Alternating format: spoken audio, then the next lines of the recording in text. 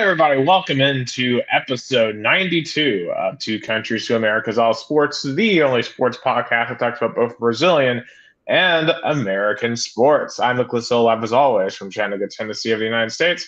And joining me from Americana, Sao Paulo, Brazil, decked out in big orange, is Gustavo Tomazeli. Yes, how are you doing? I'm doing great. As you can see, I'm excited for Saturday's game of the Vols versus Virginia. I might miss the game because I'll be engaged with another big game on Saturday in the city of Taquaritinga. My beloved Rio Branco is going to face up a huge task, and we're going to talk about later. But yeah, it's the last episode of August 2023. And as September is rolling over, when September comes, it's football time in the United States. Yep, it is football time indeed. Um, this entire country, it feels like, is waiting eagerly for football to begin uh, in earnest. So let's dive right on into it. We'll start with some NFL first before we dive into some college. In terms of NFL news, probably the biggest thing of the past week, Trey Lance, the third overall pick back, I believe it was 2019. It's crazy because I believe we were doing a draft reaction show back at that point in 2019, I think it 2020. was 2020. Oh, I think it was 2020. Yeah, Wait, it was 2020 when you were drafted. right. Right. Yeah, because I don't think we reacted to this particular pick live. But Trey Lance, he was drafted by the 49ers out of North Dakota State. Lots of potential. A lot of people had never seen him play. But it didn't really work out. First, he was behind Jimmy Garoppolo for a year. And then he was going to be the guy last year, but he broke his, I believe it was ACL in game one in Chicago in awful weather.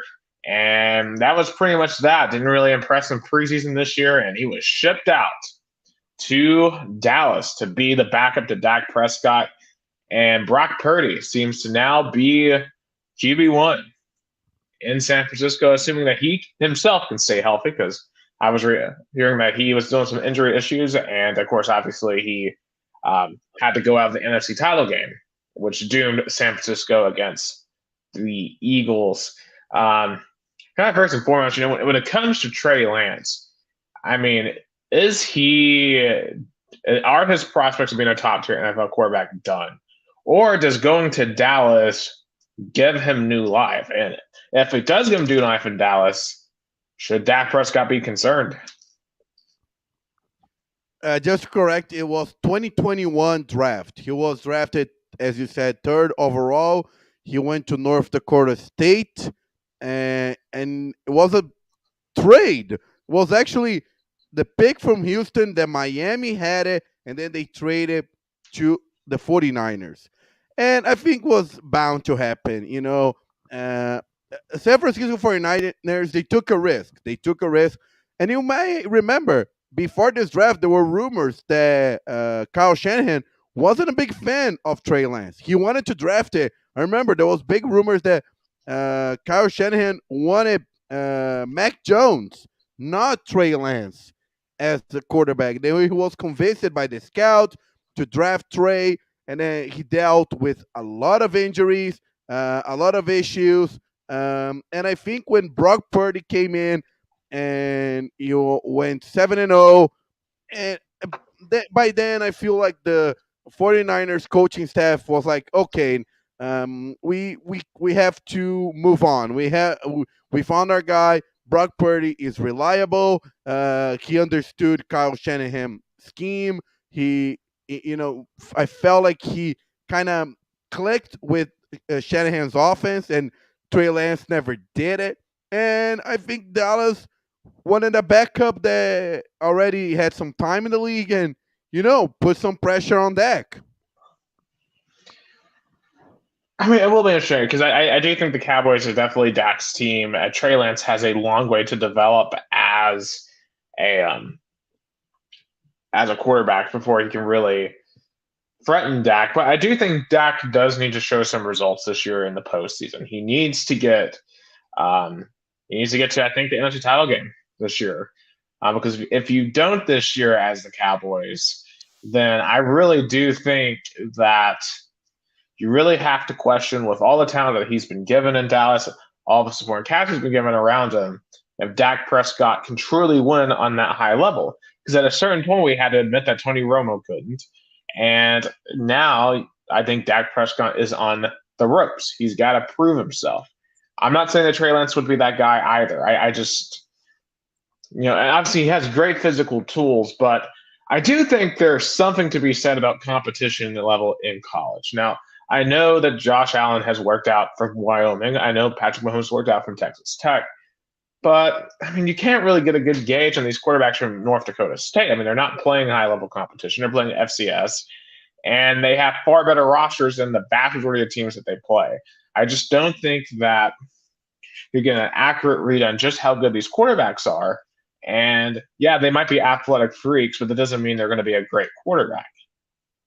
But NFL has more and more embraced taking an athletic project, and partially because of Josh Allen's success. And, we're seeing that with Anthony Richardson this year in Indianapolis. We're going to see if that works, because obviously he has an extremely high ceiling if he gets developed correctly.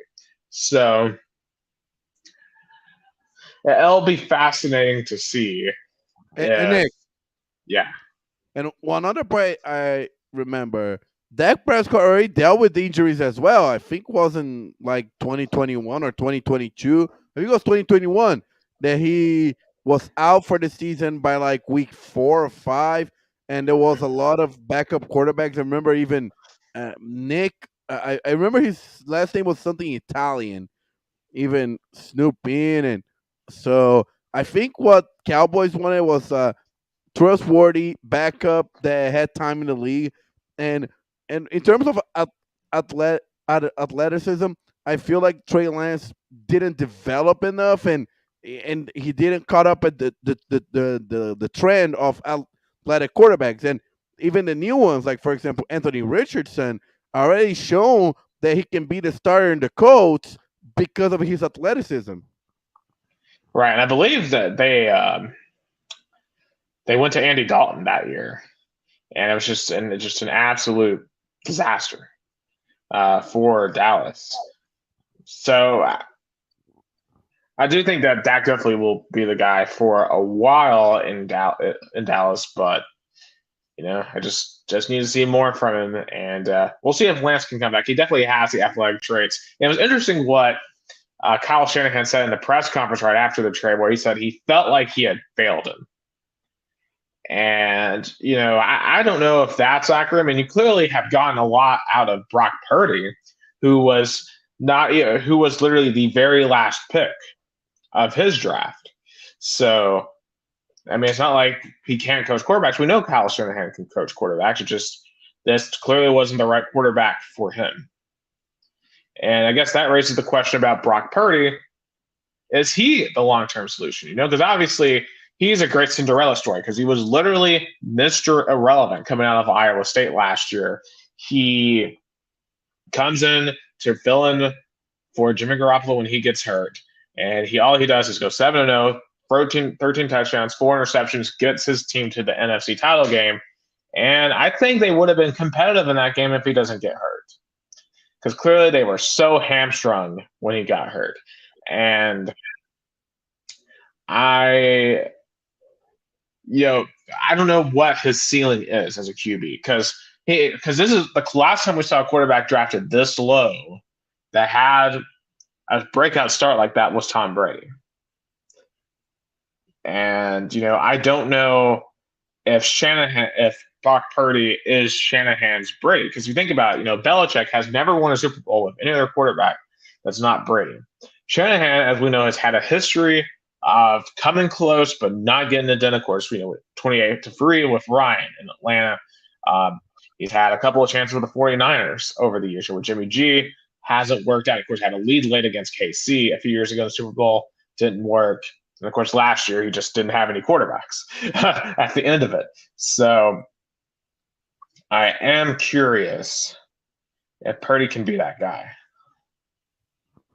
Yeah, I'm curious too. I feel like it's and everybody roots for him. I mean, it's a great kind of the Cinderella story of the draft. He was drafted last, um, but he went to a much tougher school to be a quarterback than Trey Lance. He went to Iowa, which basically had no offense compared to Trey Lance, North Dakota State, that probably had a better roster within the conference than Iowa.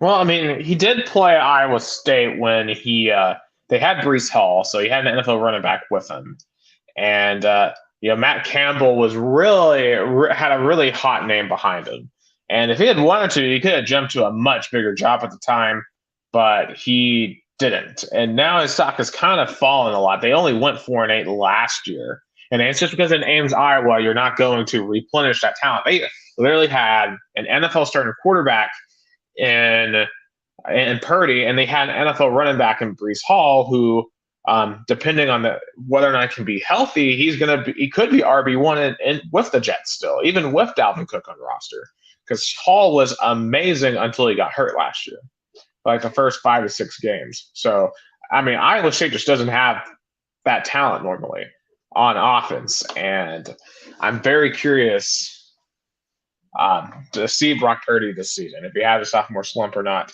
But if he can develop, if he can become more explosive, and I do think that when you look at San Francisco's surroundings, because you have Christian McCaffrey, you have a whole other host of running backs, you have George Kittle, great tight end. Of course, you got Debo Samuel, a dynamic playmaker.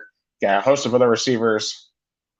I mean, it's a roster that can win it. It's definitely a roster that can win it, and Purdy, all he's got to do is man the ship and not hold him back. So, and it was funny that normally you won't trade a high value player to a team within the same conference, but I think Trey Lance talked deep so much, then the 49ers didn't care and traded to the team that literally they faced in the NFC divisional round. yeah, because I know they'll line up their running back behind center. So that's what will happen when they play San Francisco. So anyway, so that's Trey Lance to Dallas. I wonder if Colin Cowherd has to think about that, because there was this whole that whole rumor when he got drafted that his daughter was dating him, dating Trey Lance. So I don't know what happened to all those rumors, but anyway. Some more predictions here. Of course, next week is the beginning of NFL, so we got 2 more divisions to go through. NFC North. The North is going through a bit of a transition because the Packers no longer have Aaron Rodgers, and steps in Jordan Love at QB1. I'll be honest, I think Jordan Love has looked pretty good in the preseason. He's had some impressive throws. He's looked really confident. But, of course, preseason it doesn't tell the whole story. We won't truly know how good they are until they step on the field week 1.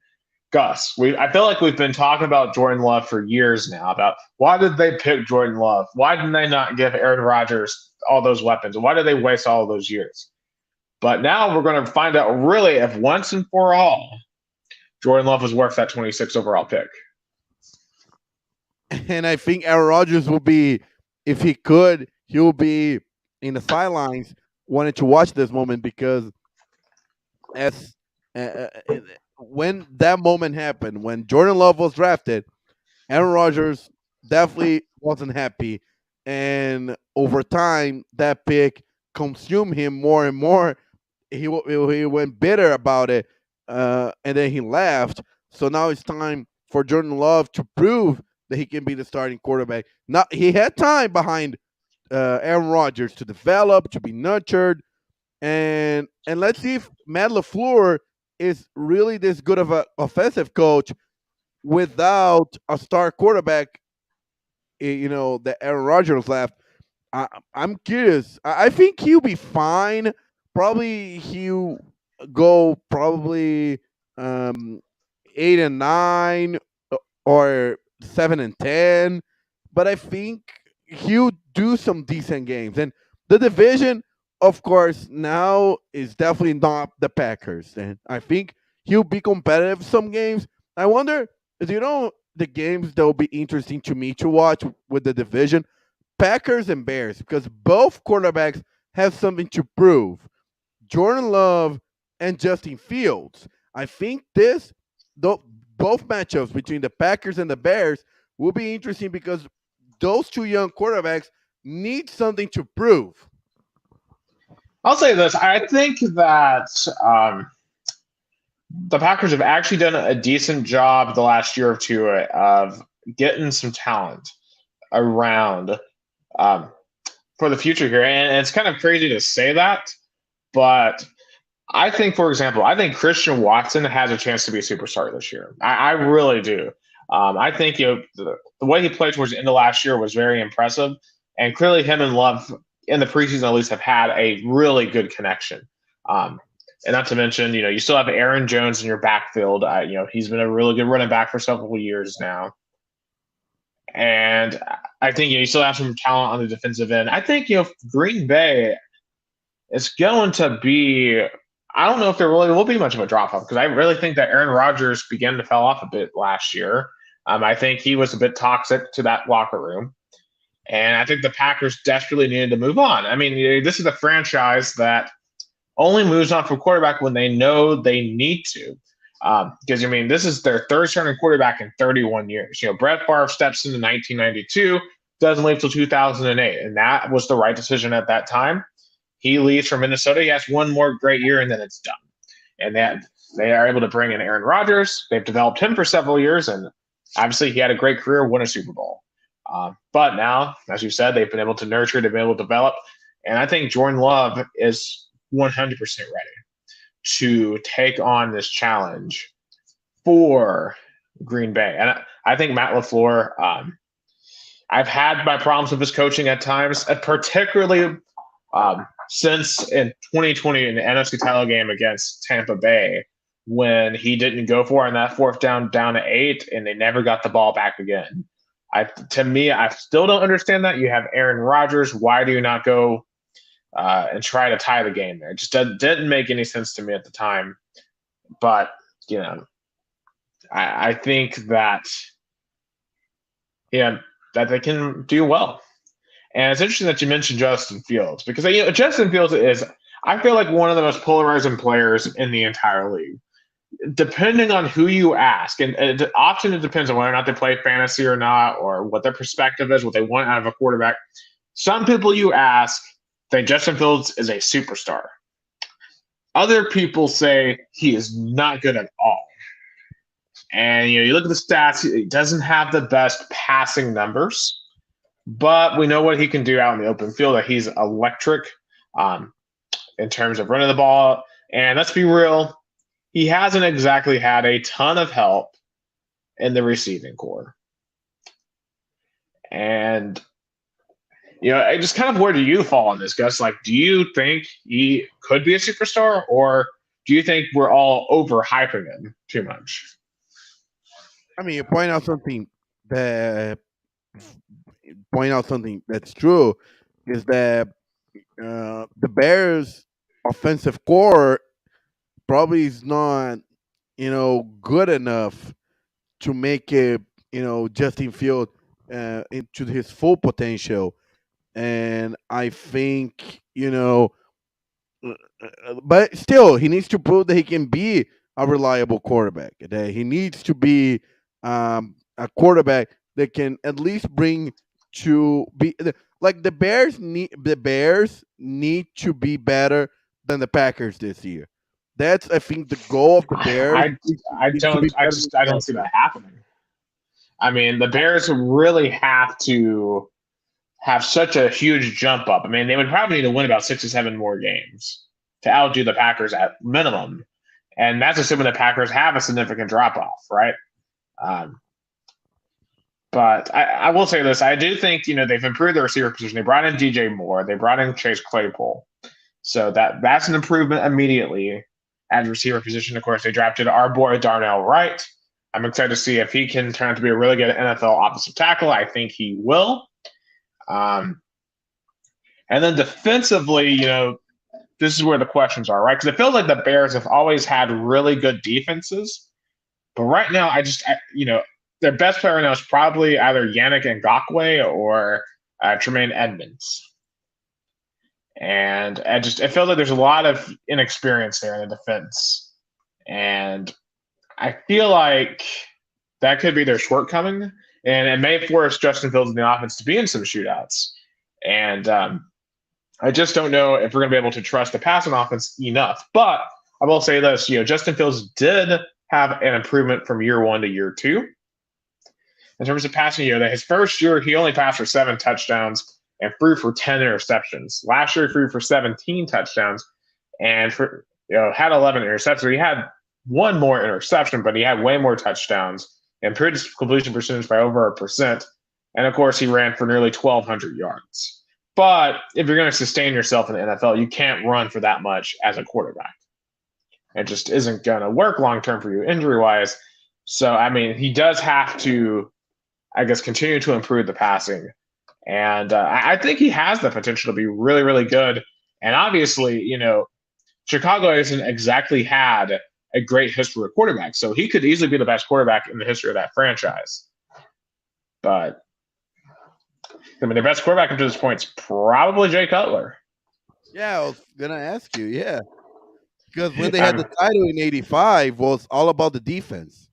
Right, because their quarterback was I can't even tell you who their quarterback was. I can see his face. Jim McMahon.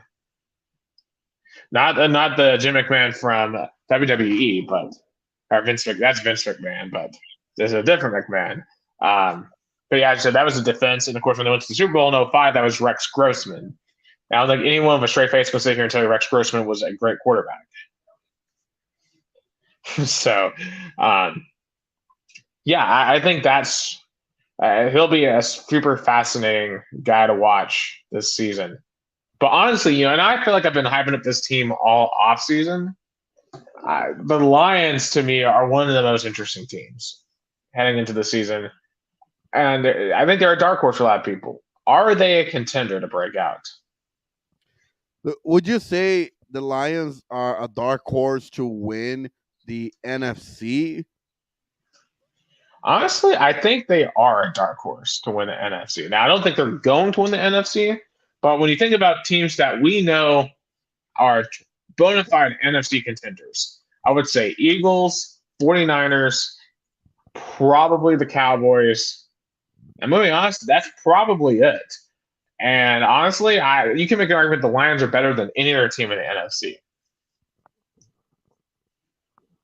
Yeah, in terms of division, I think the Lions and the Vikings are going to be the ones battling for the division. I think the Vikings probably had a better, a better core in terms of offense for more years.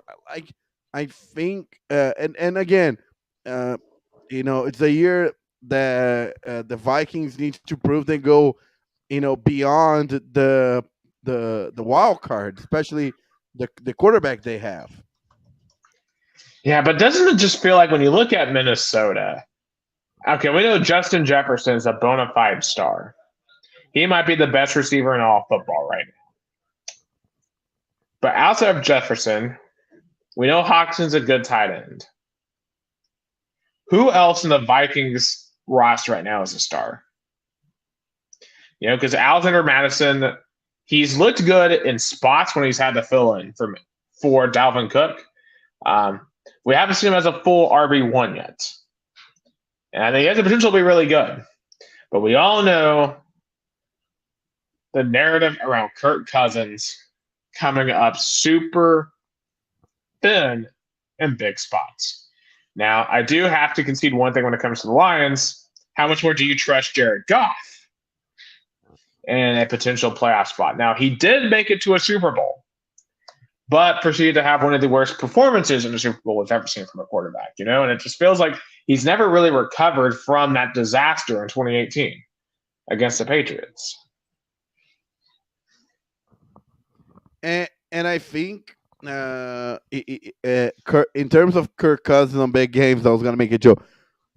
if the NFL had their championship in the Premier League format, I think the Vikings would have been the favorite because then Kirk Cousins wouldn't be in their big spots for that many games. Because when you play like not the playoff format, like you play play everybody for uh, X amount of weeks, like the Premier League, probably he would be like the top quarterback. But since the NFL has playoffs, has big games, then you need to question if he's the guy who's going to bring Minnesota finally to the promised land. You know, but in terms of Jared Goff, I think the trade, I think it worked out for him. I think he has been improving in Detroit, and I think Detroit fans are happy with him. Yeah, I definitely think they are. I mean, of course, I think they've bought into Danny Campbell's system. I mean, it's truly a rare case of an NFL head coach really imprinting himself. Like I've been watching a lot of Ted Lasso recently, and honestly, Campbell, honestly, in a way, kind of reminds me of Lasso in terms of how he's changing the culture. Because the Lions are like Richmond AFC; they've never won anything. The Lions have never been to the Super Bowl. They did win an NFL championship back in 1957 before there was ever a Super Bowl.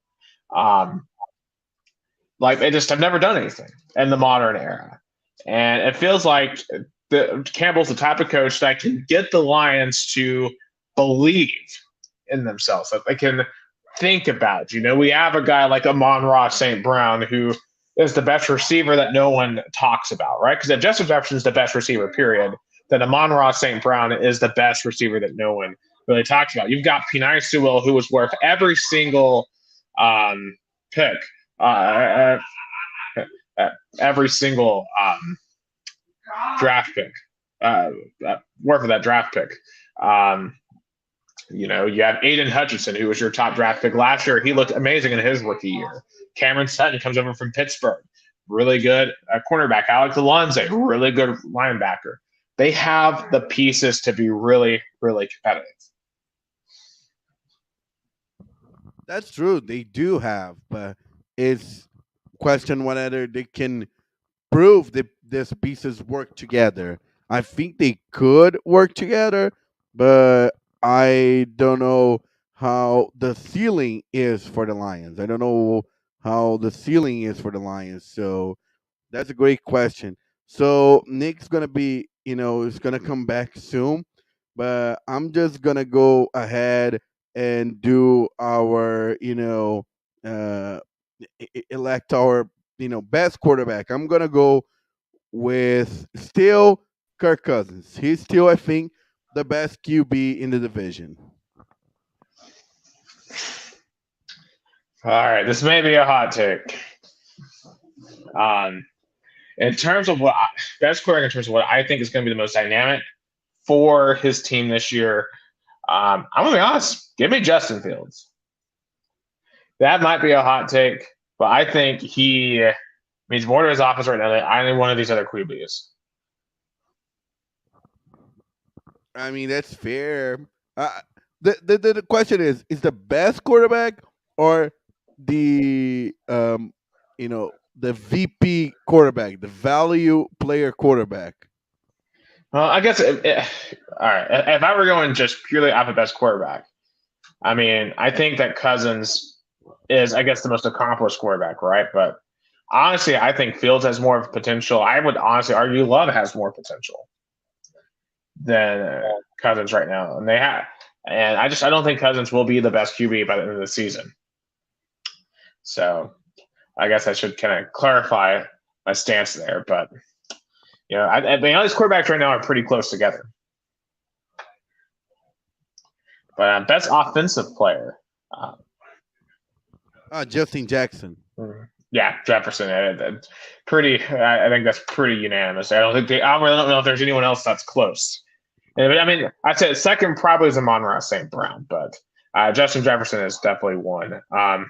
The best defensive player in the league. You go first.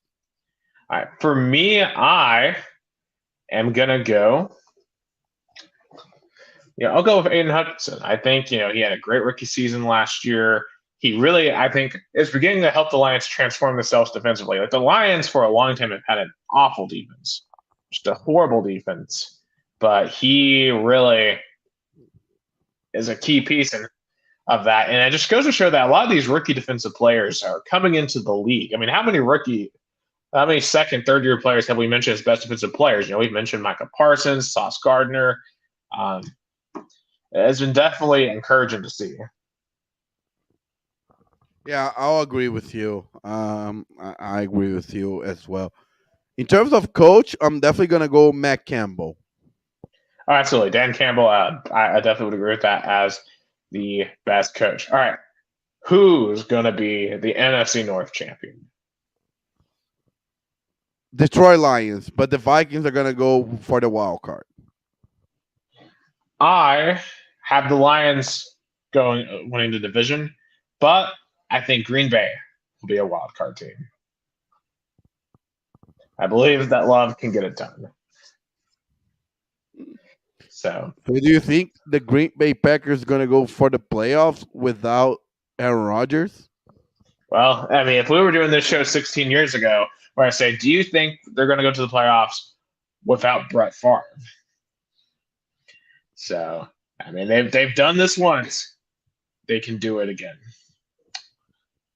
So, that's how I feel about the Green Bay Packers. But anyway, it's week 1 of college football. Before we get into some of the games, got some off the field stuff. Conference realignment continues to kind of rear its ugly head. So Stanford, Cal, and new entrant, the Southern Methodist Mustangs, SMU, are not yet confirmed to the ACC, but it looks very likely. Apparently, they're working through a bunch of contract stuff, and it looks more likely than not that those 3 schools will join the ACC. And let's be real, when this news officially is announced, the Pac-12 is just dead, completely dead. Because Oregon State and Washington State are the only 2 left after they leave. And, I guess the question is now, what happens to those 2 teams? Because to me, I think you got to find a way to get to the Big 12 or Mountain West.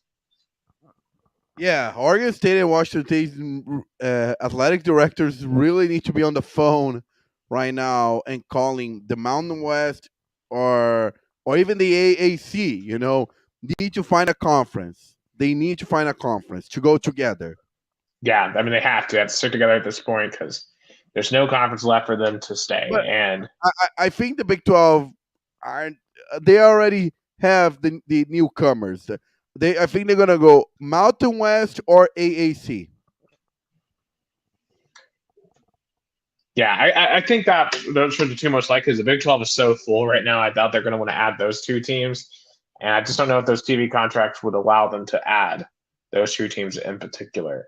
But yeah, I think Mountain West. And that's a fun conference, right? Oregon State versus like Boise State and Air Force and Wyoming. Like that's not a bad conference. So, it's sad, but I mean the Pac-12 really officially is dead. But I think, honestly, the most interesting aspect of these 3 going, because we know Stanford and Cal, I think I'm not surprised that they would land on their feet somewhere. They're in such a big market. Those are such prestigious universities. Someone was going to take those 2 teams. But SMU being a part of this deal too, because SMU, if you don't know the history of SMU, they were dead in the 1980s, literally, because they had a 3-year run in the early 80s where they were amazing. Because they had the Pony Express with Eric Dickerson, and they had Craig James. And they were on top of the world. They almost won the national title if it wasn't for a tie with Arkansas back when they had ties in the early 80s. And but it came out that they were paying all those players because SMU has a lot of oil money. There are a whole bunch of rich guys. I think George Bush was really a big donor of SMU. That's how rich these people are. Literally, the governor of Texas at the time, Ron Clements, was paying players under the table.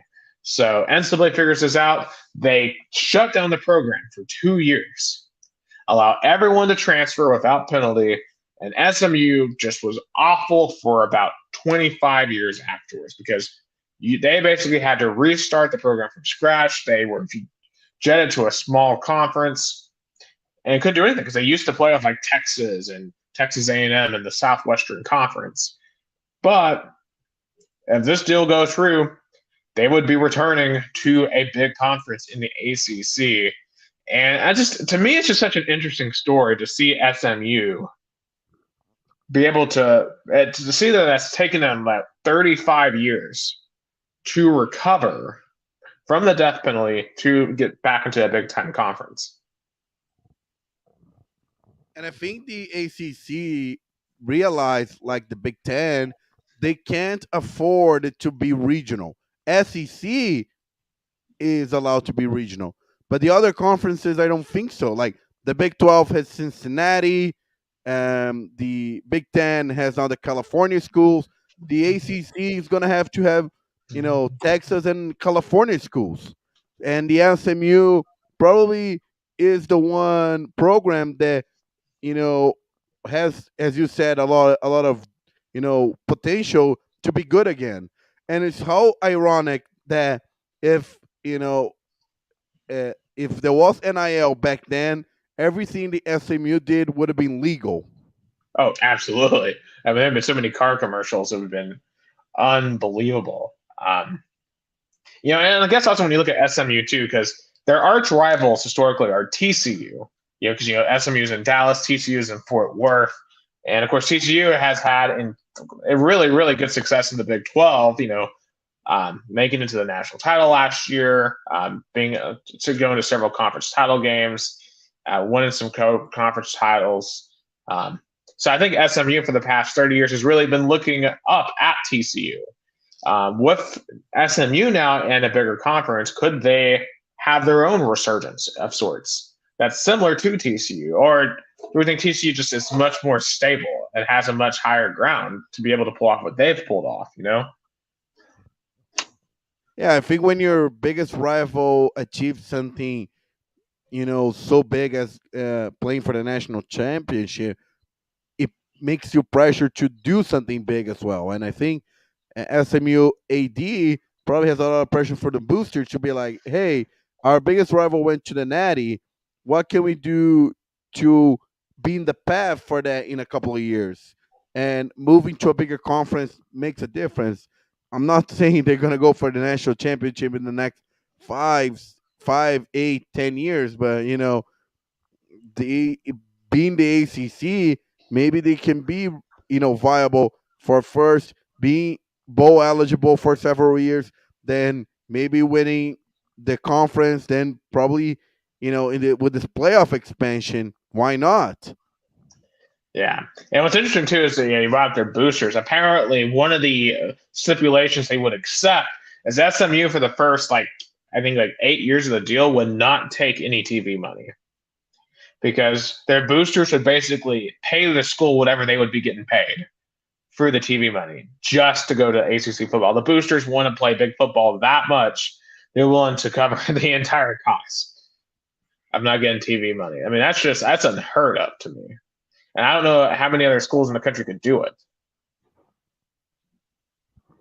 I guess the boosters of SMU really want them to play high profile games. Oh, absolutely. I mean, there's a huge difference between playing because right now they're playing like Memphis and Tulane, and then all of a sudden playing Clemson. Yeah, Clemson and Florida State and Louisville and everyone else in the ACC. So that's going to be very interesting to see what happens there. Also, kind of in the state of Texas, over in the Big 12, of course, they're losing Texas and Oklahoma this year. Their commissioner, Brett Yormark, apparently told Texas Tech's head coach Joey McGuire in a meeting or in a big diner or a dinner or whatever to take care of business against Texas. I don't know if I've ever seen a commissioner of a conference come out and especially say he's rooting for a particular team over a particular team. And obviously, I kind of get it, right? Because Texas is leaving. They're kind of screwing over the Big 12. I still don't know if the commissioner should come right out and do that. I feel like that's unprofessional. And if you're Texas and Oklahoma, I'd be looking for rigged officiating. Yeah, that's what I was gonna say. Like, it opens up all rumors and conspiracy for if the officiating getting wrong, they'll be like, aha, that's why they got wrong. I like that's something the commissioner should have kept to himself. As you said, it's justifiable why he think of that. Like, for example, he's still probably overjoyed of TCU making the national championship and see Texas Longhorn fail because he's like, hey, we got the better Texas school. And, like, we don't need the Longhorns. We have the Frogs.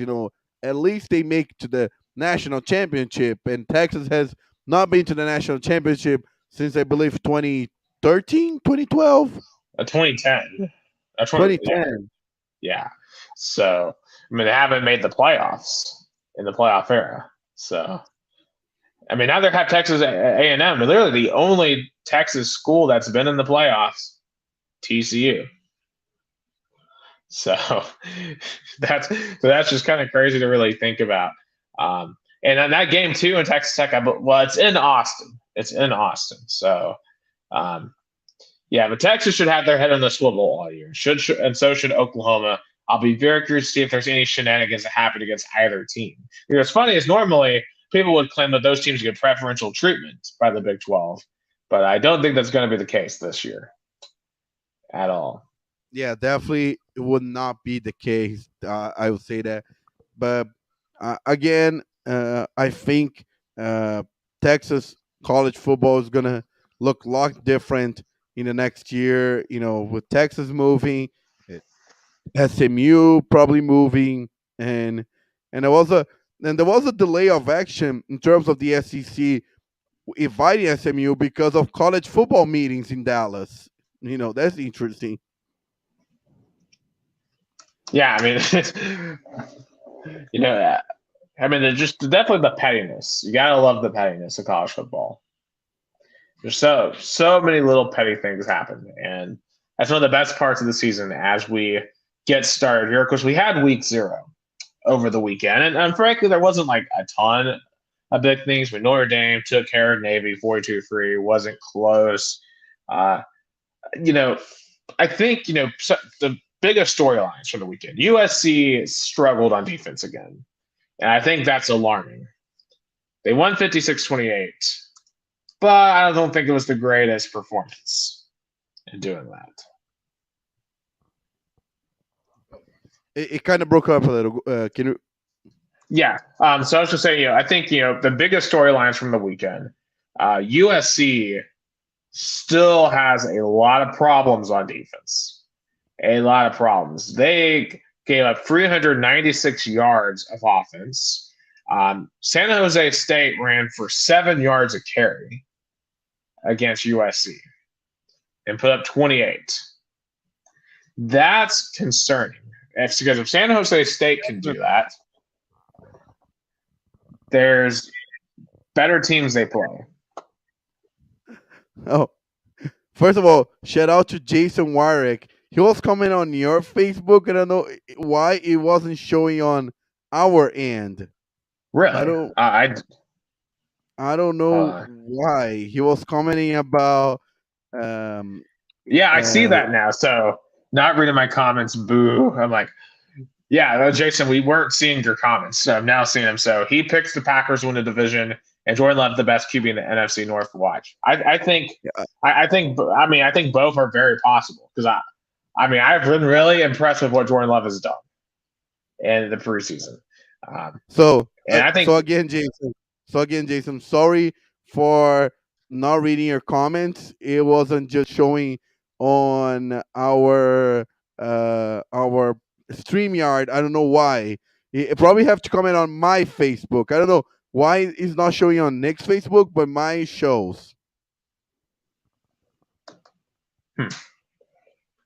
Yeah, so definitely, yeah. Obviously, if you want to comment, make sure you're on his Facebook. Yeah, absolutely. But just back to college football.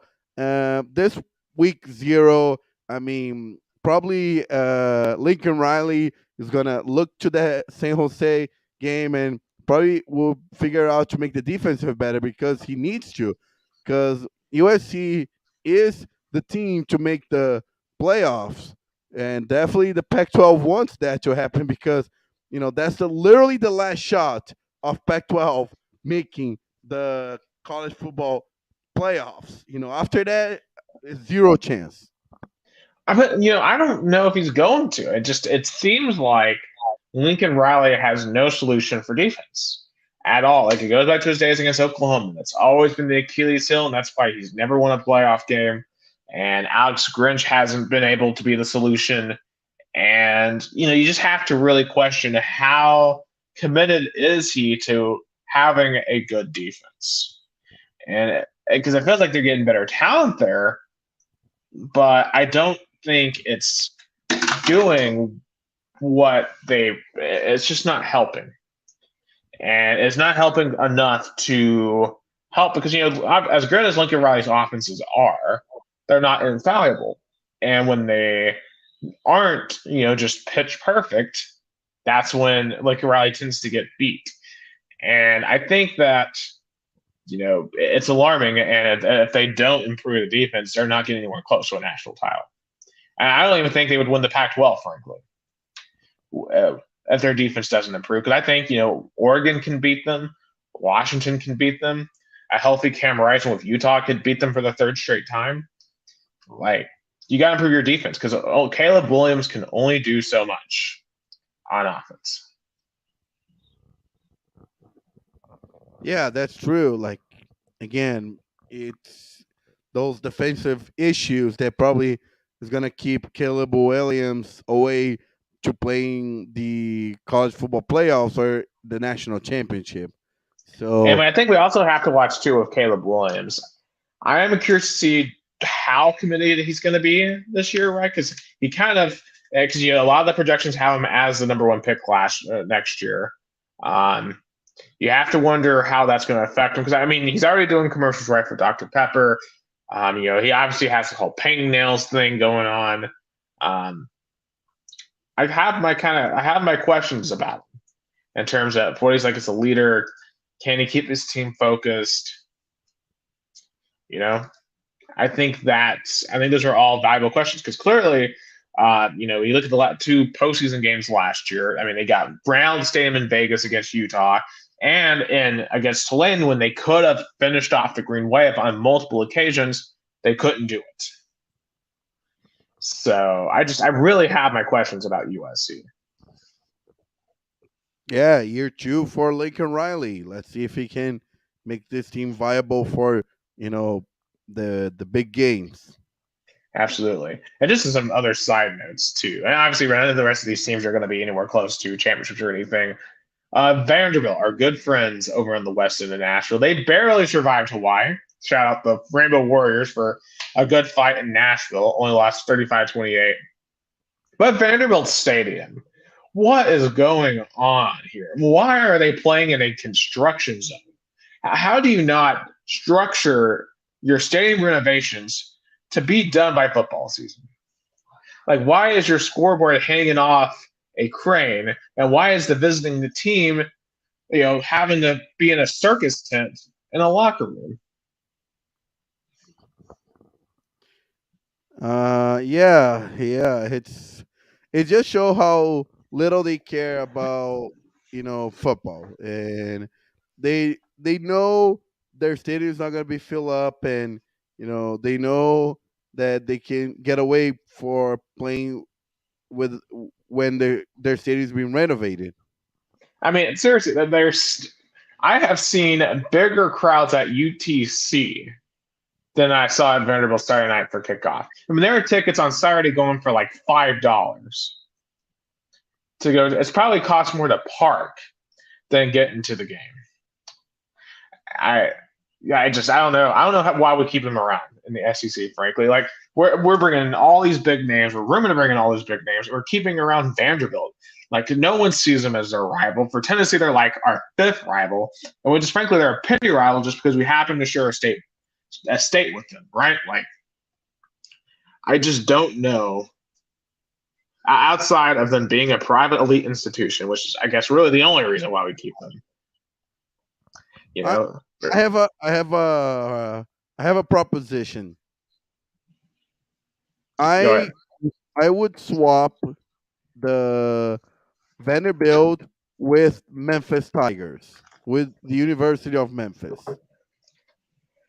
You know what? Honestly, that Tennessee-Memphis basketball rivalry would be insane if it were a conference game. Memphis, Yeah, Kentucky too would be nuts as well because of the whole and Calipari thing. in football, I think they can be better than. I mean, because I think about, Tennessee needs an in-state rival for football. Take Memphis will be probably a more competitive game, and probably the people of the University of Memphis will care more than the students at the University of the Vanderbilt University. Yeah. Well, I mean, the Vols are just the team. There's not another team in the state of Tennessee that has the fan base outside of Memphis basketball. And Memphis basketball has a huge fan base, but Memphis football isn't the same. So And I think that would really only work for basketball. but no, I know for basketball would have been better, but even for football, that's what I'm saying, Nick. I know it would have been a big name, but who you think would care more about this game? Memphis Tigers or Vanderbilt Commodores? I mean, if you put Memphis in the SEC, you know, I just don't. I mean, because I don't think they would be that much better than Vanderbilt in football. At least I think they'd be a lot better than in basketball, but I don't think they'd be a lot better than in football. Like they would be maybe slightly better. No, I know they wouldn't be that big of an improvement. I'm just want to swap in terms of having a rivalry game. I guess like Or in terms of fan engagement. Well, I mean, the last time we went out to the Liberty Bowl was 2010, and the crowd was mostly orange. So, I mean, it doesn't matter. Like even for Memphis, the crowd's still going to be mostly orange for football. Memphis only shows up for basketball. So and football drives everything. So I mean, if we could if we could separate by conferences by different sports, then I would love to have them for basketball. yeah, or also I don't know, like, or ship Vanderbilt somewhere else because let's be honest, it's kind of frustrating, and I think Georgia is also kind of start feeling that feeling too, like the rivalry weekend. Auburn, Alabama, Florida State, Kentucky, Louisville, Clemson, South Carolina. Then we get stuck with Vandy, which is not in the same level of rivalry than this other rivalries that I just mentioned. Yeah, like Georgia Tech isn't. I mean, Georgia Tech is a historic rival for Georgia, like Vandy is a historic rival for us, but those aren't exactly competitive games. And I mean, Georgia Tech has had periods of being very competitive, so we know every once in a while Georgia Tech's going to make that an interesting game. Vanderbilt, though, I mean, Tennessee has to go through its worst stretch ever for Vandy to be competitive for Tennessee. But I mean, and at least I will give credit to them. They did beat us more in the time that we were really bad than Kentucky did, even though Kentucky had the far better football program throughout that time period. So, maybe we should kick out Kentucky instead. But, at least Kentucky has a functioning state. So, Yeah. I'll give them that. But anyway, Vandy's leading the SEC. We can all say that. For 1 week, and they'll probably be 2-0 because they play Alabama A&M. But if their pass defense doesn't improve, I don't know how many more games they're going to win beyond that. I thought honestly they might be a bowl team this year, but I don't know. They look like a 3-4 win team to me, unless they improve. Other minor notes, I have to talk about this one team, UTEP.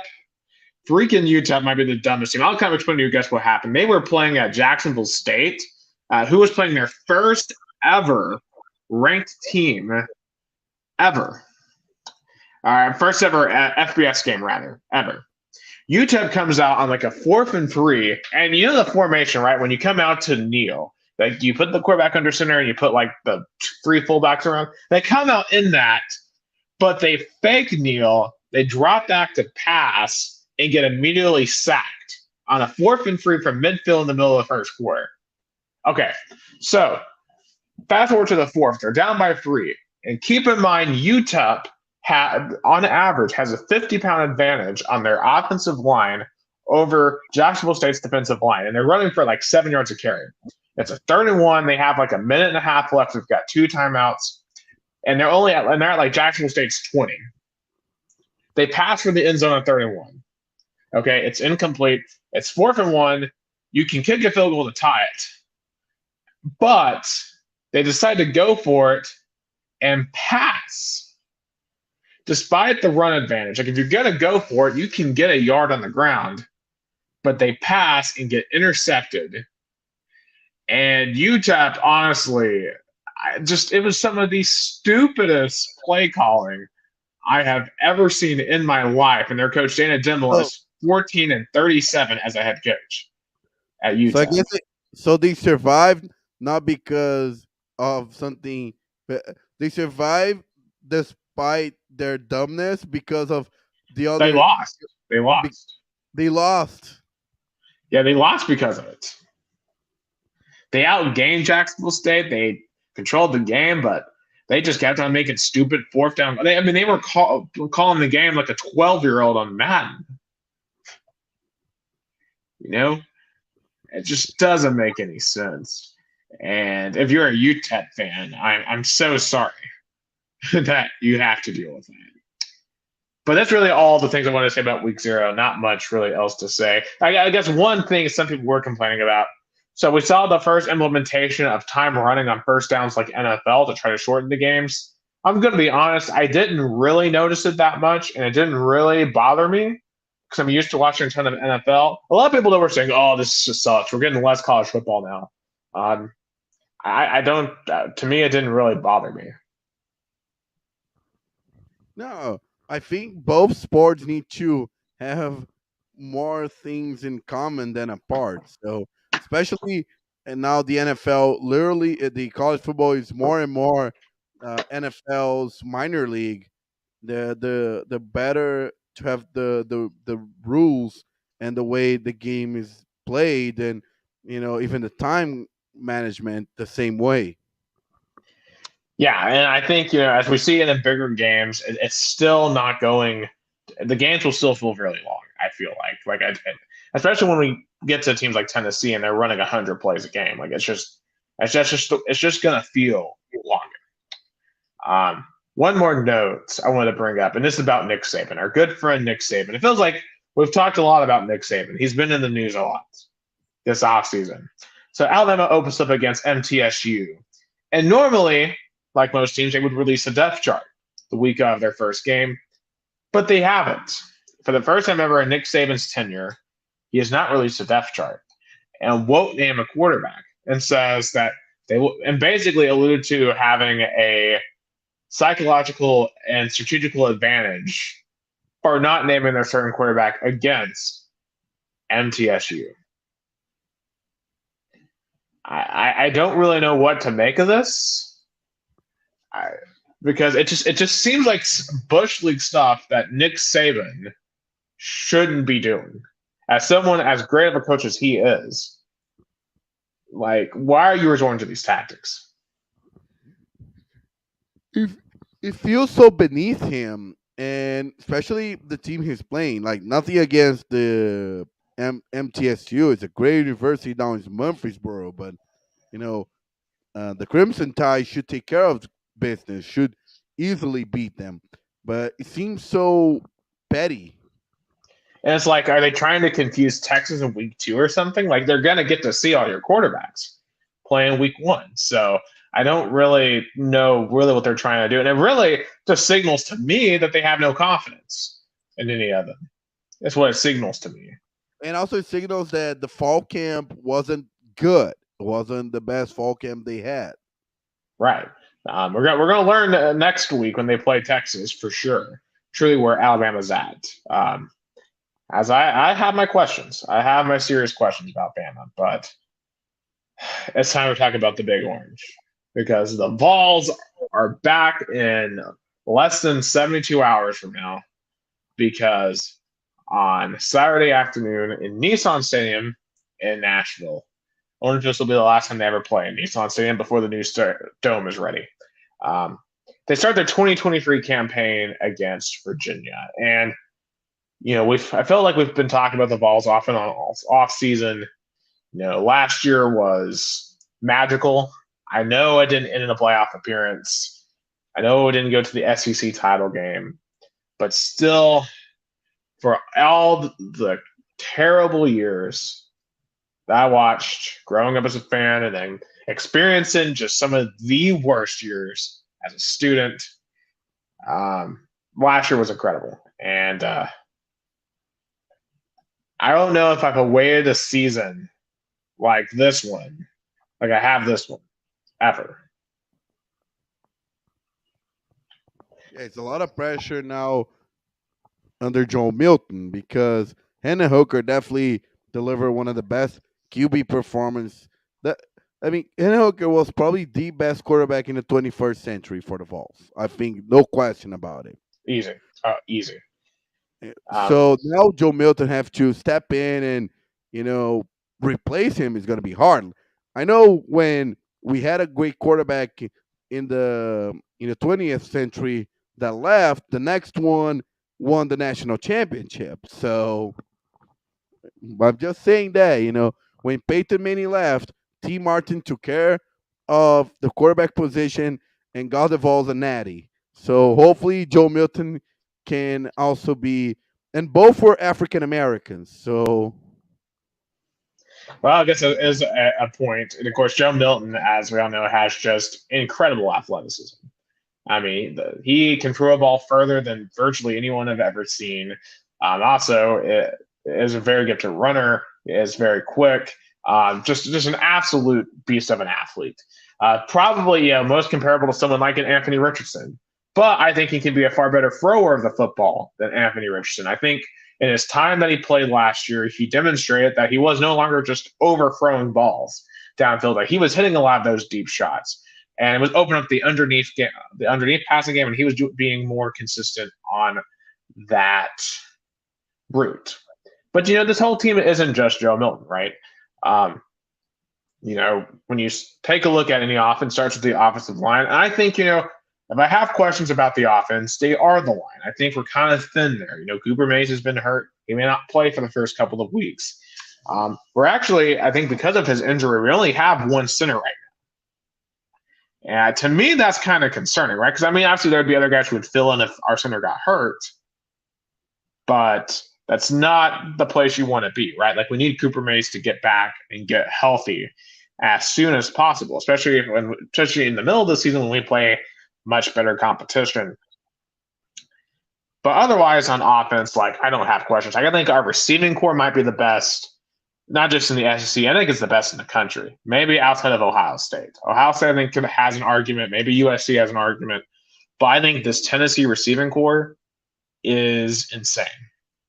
And I think they're going to be open a lot, and they're going to be catching a lot of yards and touchdowns.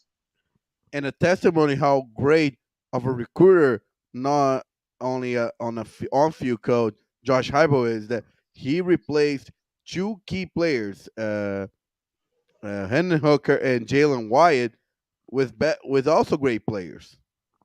Absolutely. Bringing in Deontay Fortin, from Oregon, I think he's going to be an instant impact. Of course, Squirrel White, had 9 catches, 108 yards in the Orange Bowl. I think he's going to basically take Hyatt's spot in the slot and just be electric there. Brew McCoy, I think, is going to be a huge possession receiver. I think he could step into the role that Cedric Tillman had on this team. You have Randall Keaton, who really continued to blossom. And there's several other key receivers back there that could be really good. I think also you look at your tight ends.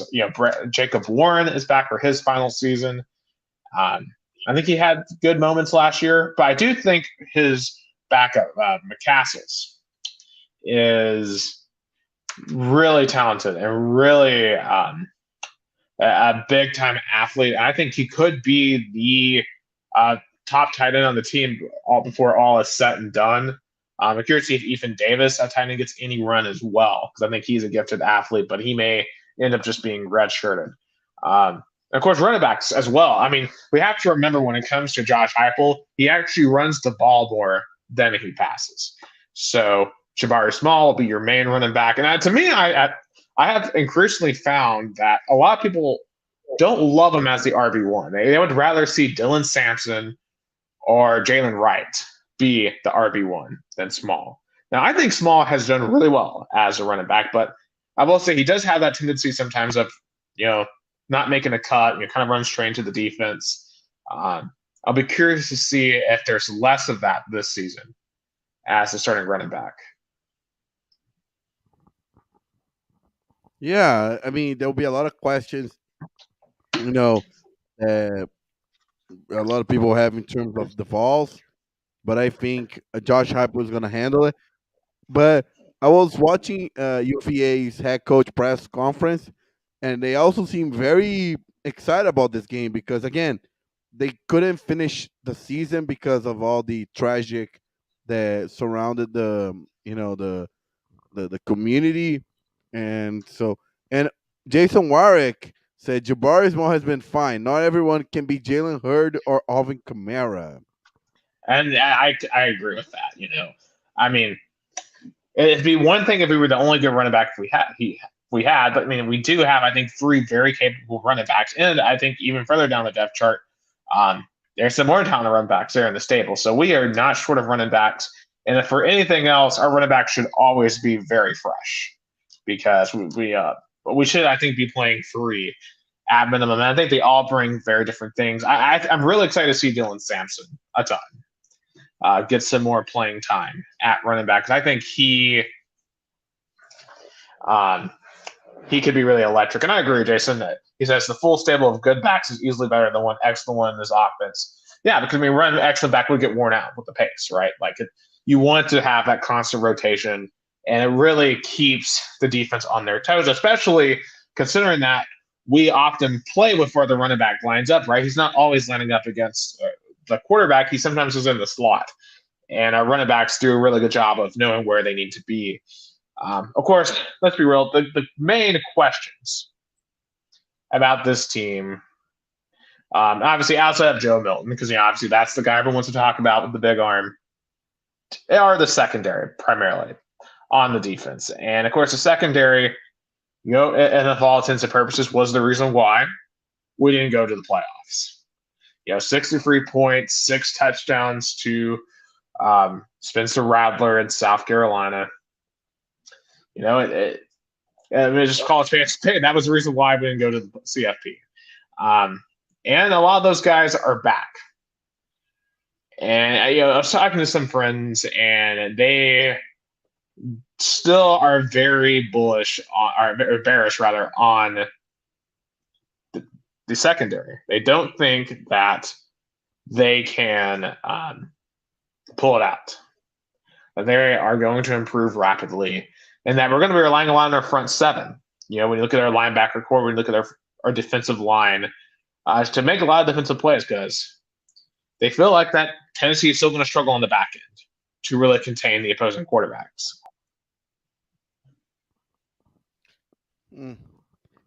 I mean, I guess that's a good point, and I don't know. And in terms of what Jason said, I think Joe is the biggest question. He played really well in garbage time and in the Orange Bowl last year, but he can be put together as a QB1.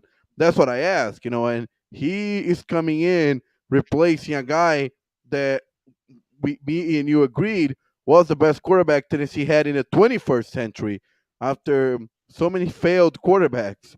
So, he, as Jason said, he got all the chances in the world to be a great quarterback, but he struggled historically.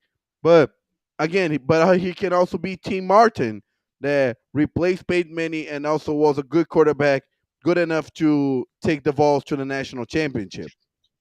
Right. You do have to put some context with T. Martin, right? In '98, like he had obviously a really good season in '98, but he wasn't throwing the ball like 50 yards downfield, every quarter, right? Like that wasn't this play style at all. We were ground and pound, get the ball to like Peerless Price. Like that's what we were doing. I think in the national title game against Florida State, we threw the ball 18 times. So like it wasn't an air raid offense by any stretch of the imagination. Joe Milton will be a lot different than that. And I think the other interesting thing here too, because you hear this from I'd like to call them the more casual Vol fans You know, obviously their eyes are blinded by the 5 stars that are behind Joe Milton and Nico Iamaleava, right? Because he'll start the season as your backup. And, if Joe Milton struggles, because, Jason mentions he's never succeeded in multiple chances. He says, I'm hoping 2023 is an exception, but until I see it, I'll hold my excitement. And that's fair, right? Because he failed at Michigan. And it didn't last very long the first time until he got hurt, and Hendon Hooker was just better. But I do have to ask, because you got to remember, because Hooker came in against Pittsburgh when Milton got hurt. If Hooker comes in and struggles significantly, wouldn't Milton have gotten another chance to come back on? I mean, it was just unfortunate for Milton that Hooker was so good. And took his chance and ran with it. And it's crazy that Milton now kind of has that third chance. And for Milton, he knows that this year defines his legacy, right? Because if you have an amazing year this year, you're going to have a shot at the next level. But if you fail this year, if you get benched for Nico Iamaleava, I mean, that could all go up in smoke. Yeah, and a game that everybody kind of in the back of their minds still remembers is the Pittsburgh game in Neyland Stadium that Joe Milton did not had a good performance. Well, I think honestly, before that, I think to me the memory from 21 that I remember the most wasn't even Pitt. I think of the end of the Ole Miss game because remember Hendon Hooker got banged up in that game, and he had to come in right at the end,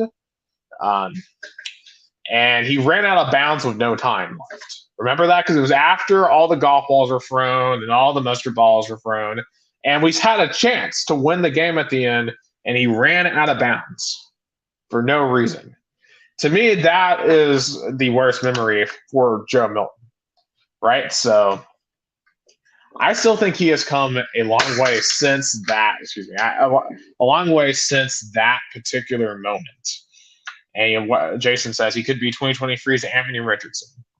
And I just hope that in that case, he wins some game in college. If he were to be Anthony Richardson, right? Because Anthony Richardson, his team went 6-6 last year. So if that's the case, then this year obviously was a complete failure. But I guess, what does this season need to be for it to be a success? Do we need to match at least last year? Do you need to be at least close to last year? What should be the goal? The goal there are two goals. Win the Alabama game now in Tuscaloosa, because as great as defeating Alabama was last year, was at home. Now, to solidify that the Vols now owns the rivalry, we need to win in Tuscaloosa. And also definitely win the Georgia game, because now the Georgia game is going to be in Neyland Stadium. Well, that's easier said than done. When it comes to Georgia, I think they're so deep. And here's the thing. I still will maintain, I know he won 2 national titles, but I will maintain that Stetson Bennett, in a way, still held back Georgia significantly. I think they couldn't do as much in offense as they really wanted to because of his physical limitations. And they won 2 titles because of that, because he made really smart decisions. He was a smart playmaker. But I am concerned that Georgia's offense was nowhere near as good as it potentially could be because of his physical limitations. And Carson Beck, who is going to be their quarterback this year, does not have those same physical limitations. And he's going to have several easy games by Georgia standards to get rolling. Now, it's a double-edged sword when it comes to Georgia, to me, because I don't know how many competitive games, if any, they are going to be in before they get to Neyland. Because honestly, I think there is a legitimate chance Georgia makes it to Neyland without being in a one-possession game all season in the fourth quarter. There's a legitimate chance. Because the best chances of any teams competing with them are probably South Carolina, maybe Ole Miss. If Auburn has one of those weird fluky good years, maybe they're in Jordan Hare. But outside of that, I don't see it. I don't see anyone really competing with them. And I think the best case scenario for Tennessee, I want them to arrive in Neyland without going through adversity. If they can, because if they arrive without going through adversity, and we can make it to that game at like 9-1 at least, and the East is on the line, Neyland will be a madhouse, and we'll truly find out what Carson Beck then is made of as a quarterback. So to me, that's the ideal situation for Georgia. I just think they have the better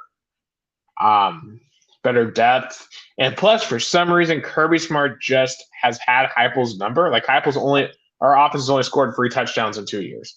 Like we talked about, how Hooker is the best quarterback we've had this century. Yes, except when we play Georgia, because against Georgia we haven't done anything. It is what it is. So I'm not putting that as a goal because that's a tall goal. For me, honestly, the biggest game is not even either one of those games. I think it's at Florida.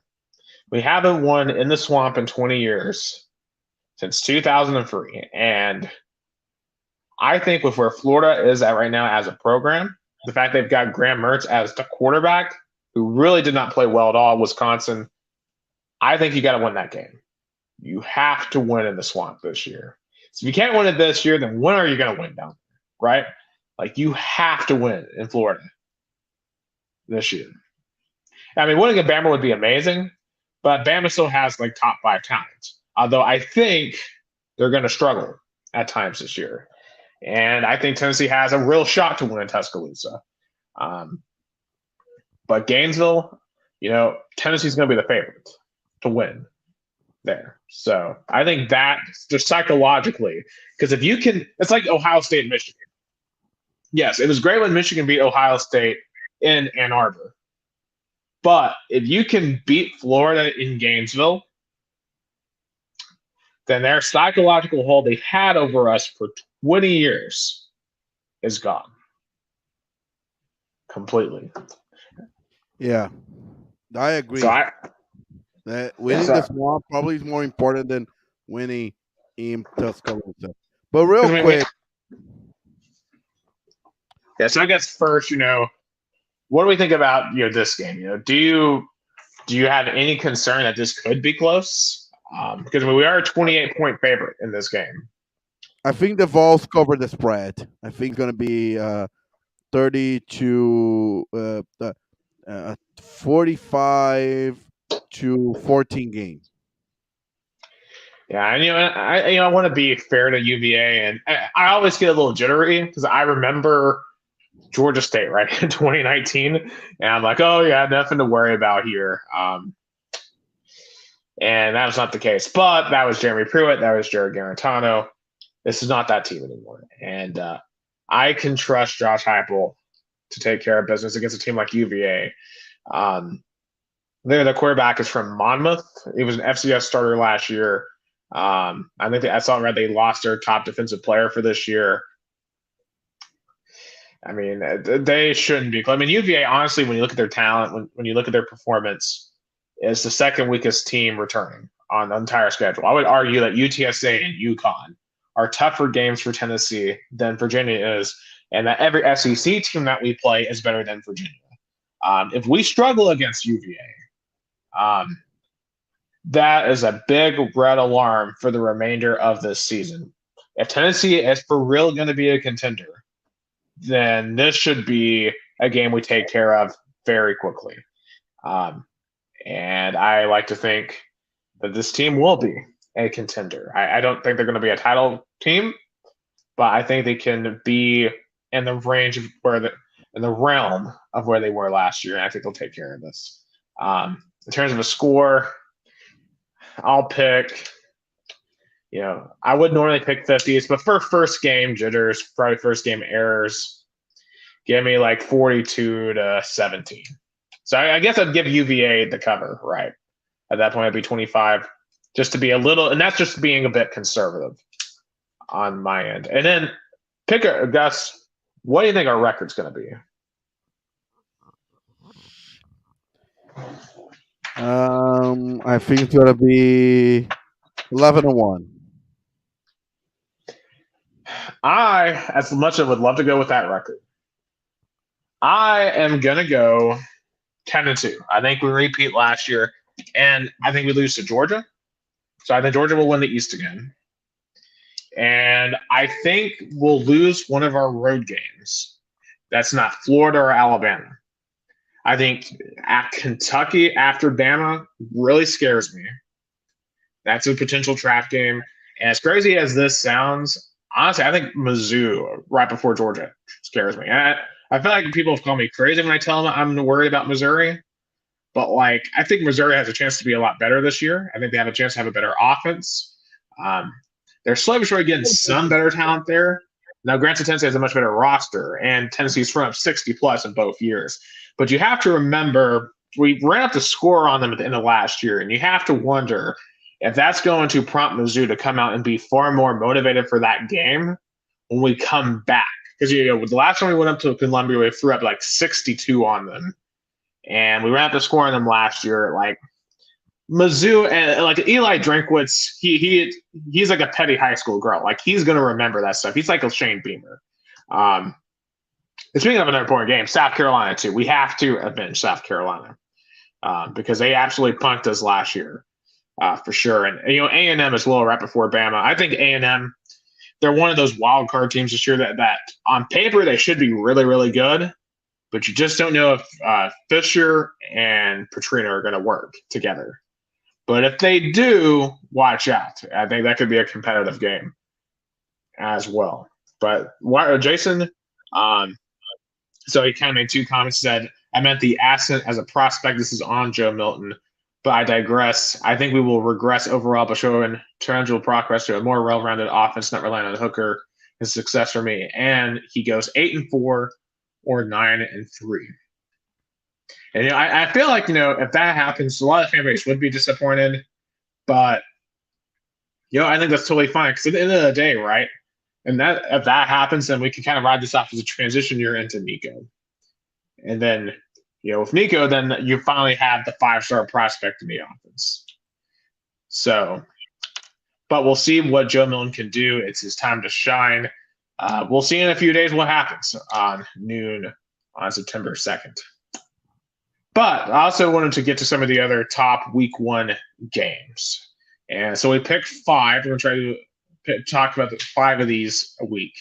First, we want to talk about, it's actually Labor Day night game. Clemson, the Tigers, on the road at Duke. Who do you think is going to win? Clemson. I think Clemson will win too, but I think it's going to be close. Closer than the experts think. All right, Deion Sanders makes his debut at Colorado, going down to TCU. All the advertisements are all Colorado. Everyone's forgetting about the Horned Frogs, the defending runner-ups. Who wins? TCU. Yeah, I think honestly TCU may run them out of this game. I think they're going to have a point to prove. I mean, they were embarrassed the last time they came out. So TCU. All right, the Battle of the Carolinas in Charlotte. Tar Heels versus the Gamecocks. Who do you got? I mean, it's a great quarterback battle as well. It really is. I'm going to be honest, obviously UNC, they've had a tough week. Obviously, they had the shooting happen on campus. I think they're going to come out inspired. And I think they have the better quarterback here. And I think that'll be the difference in this game. Drake May is a true prospect. Oh, absolutely. I think that's going to be the difference. I think UNC in a tight one will pull it out. Yeah, I picked the same. Yeah. Tomorrow night, our first big game of the year, Florida at Utah. Who do you got? I'll pick Florida. Yeah, and I really want Utah to win this game, but Cam Rising, I just thought, is going to be out. So it's going to be the third string quarterback for Utah. And I guess I'm going to have to go Florida as well. So, yeah. And I think Florida will play inspired as well, considering what's happened today with Vidalia. So, in the hurricane in the area. And speaking of Florida, thankfully Orlando got spared for what I would say is the game of the week. LSU, Florida State rematch of that classic last year in New Orleans that came down to the blocked extra point. Definitely seems our national title contenders potentially, at least hyped in the preseason. Who do you have? So the game's going to be Orlando or was moved? It's in Orlando. I think, and Orlando didn't get hit bad, so I think that they should still be able to have it. Give me the Tigers. It's going to be a Tigers weekend. I'm actually going to disagree. Taquaritinga. I honestly think LSU might be severely overhyped heading into the season. Yes, I know they beat Bama last year, but I'm going to be honest, when you look at the rest of their big games, got Browns game against Tennessee, weren't competitive with Georgia, losing to A&M, just not feeling the Tigers like everyone else is. I think FSU has a lot to prove, and they're going to sweep LSU. Give me the Seminoles. I'm still gonna pick LSU. Yeah, I feel like Lee Corson have the headgear for the game of the week. That would be fun. But anyway, I guess just some other quick things. Who would you say is your preseason Heisman favorites? Caleb Williams. Yeah, I mean, obviously, the returning Heisman winner. I think that's pretty easy. I think outside of that, I think Drake May at North Carolina is going to be one. And we'll just have to see how the rest of the field evolves. If Texas can somehow beat Bama next week, Quinn Ewers will quickly rise to the top of that list, I would think. When we look at week one, I guess there's a twofold question. Which one of these other games do we think is underrated, and who should be on upset alert in week one? So I guess I'll go ahead and start. One game that I would say is really, really interesting. It's Sunday afternoon. It's Oregon State, number 18 in the country, going to San Jose State. And of course, I talked about San Jose State earlier. Their offense looked really good against USC. And they're hosting this one on Sunday afternoon against Oregon State, a team that I feel like has the whole world to play for this year, right? Because this is their last year in a guaranteed big conference. They feel like they've been left out to dry. And they're going to go up against a pretty talented San Jose State team. I think this is going to be a fascinating matchup, for sure, in terms of an underrated. And in terms of an upset special to watch out for, let me introduce you. Well, actually, talk about an underrated game real quick.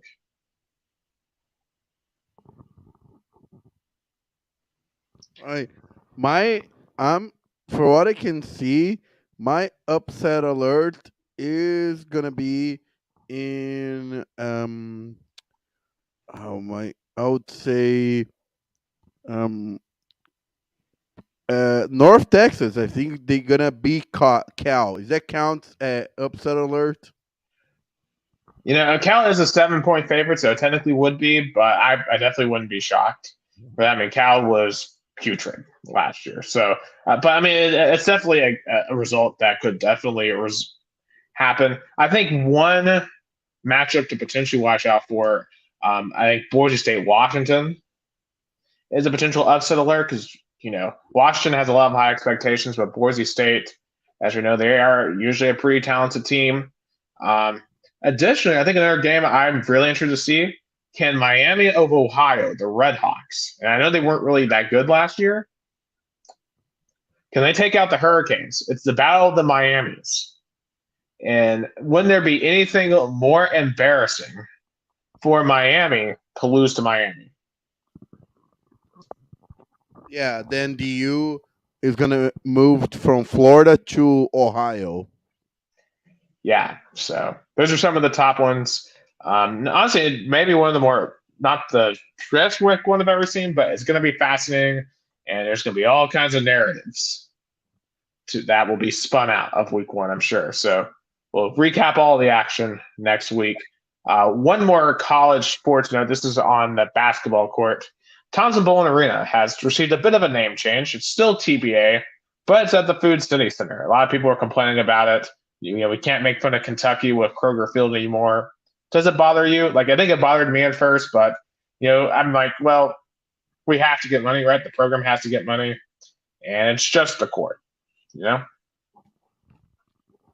People have to realize that uh, the athletic the, the athletic department on a university needs to get revenue, and as good is to have money from donors and boosters. You need to find creative ways to get money as well, and have brand sponsorships. It's normal, and Food City is really deep into the Tennessee community, like Kroger is in Kentucky. So I wasn't surprised, and I understand that it's part of athletic departments find ways to get revenue. And one thing that going back to talk about Tennessee, but uh, Bud Jones named I think a former Vol as a quarterback for Arkansas State. They're going to play Oklahoma in the week one. Yeah, good luck to him because that was JT Schrott, who will be starting for the Red Wolves. And gonna be honest, I think this will be the last season that Butch Jones will be in Jonesboro, unless they have a miraculous turnaround, which I don't think he will. It's gonna be the end of the road for Butch Jones, and that's definitely not an upset special. Oklahoma should take care of them. Oh. But anyway, I agree with you on all of the points that you said on Food City Center. It is what it is, and at the end of the day, we're still going to be watching basketball at that building. Anyway, some quick NASCAR here. The regular season ended on Saturday night, and man, this was an intense race with some of the scariest crashes that we've seen in a long time. Ryan Preece, I don't know, Gus, if you saw this crash that happened Saturday. Preece went through the air and barrel rolled 12 times on the backstretch. Just one of the most spectacular flips you'll ever see. And it looked like at one part his roof came off. The crash was so bad, but he somehow managed to be okay. Just a testament to the safety of these cars. Ryan Blaney also had a really horrible crash into the wall, head on into the wall, but he was able to walk away from that too. So just some hard crashes, but still the racing itself was intense. It was awesome. And Chris Buescher in the RFK 17. I mean, this team last year couldn't win a race. They were awful. Neither driver made the playoffs. But Chris Buescher has just won his third race in 5 races. I mean, unreal. Like, literally before this stretch, he had 2 wins in his career. And now in the last 5, he's won 3. It's unreal. It's a Cinderella story that you rarely see in NASCAR. And Chris Buescher is a legitimate championship contender heading into the playoffs. And shout out to Bubba Wallace. I mean, this is good. So much hate from NASCAR fans saying, oh, he's just there because he's African-American. He's not a real NASCAR driver. He can't be good. But on points, he made it in the last spot over Chase Elliott, over Alex Bowman. And what's been a very, very good season for him, a very consistent season.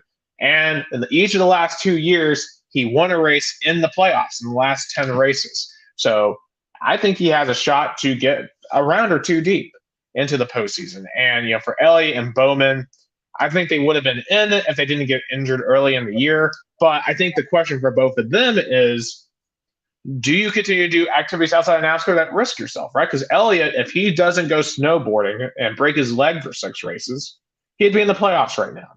But he isn't. And, there's that debate in NASCAR between should you let drivers go out and do fun stuff that they could risk themselves, or, do you let them go do fun stuff at the risk of injuring yourself? And, I'll say there's risk to everything in life.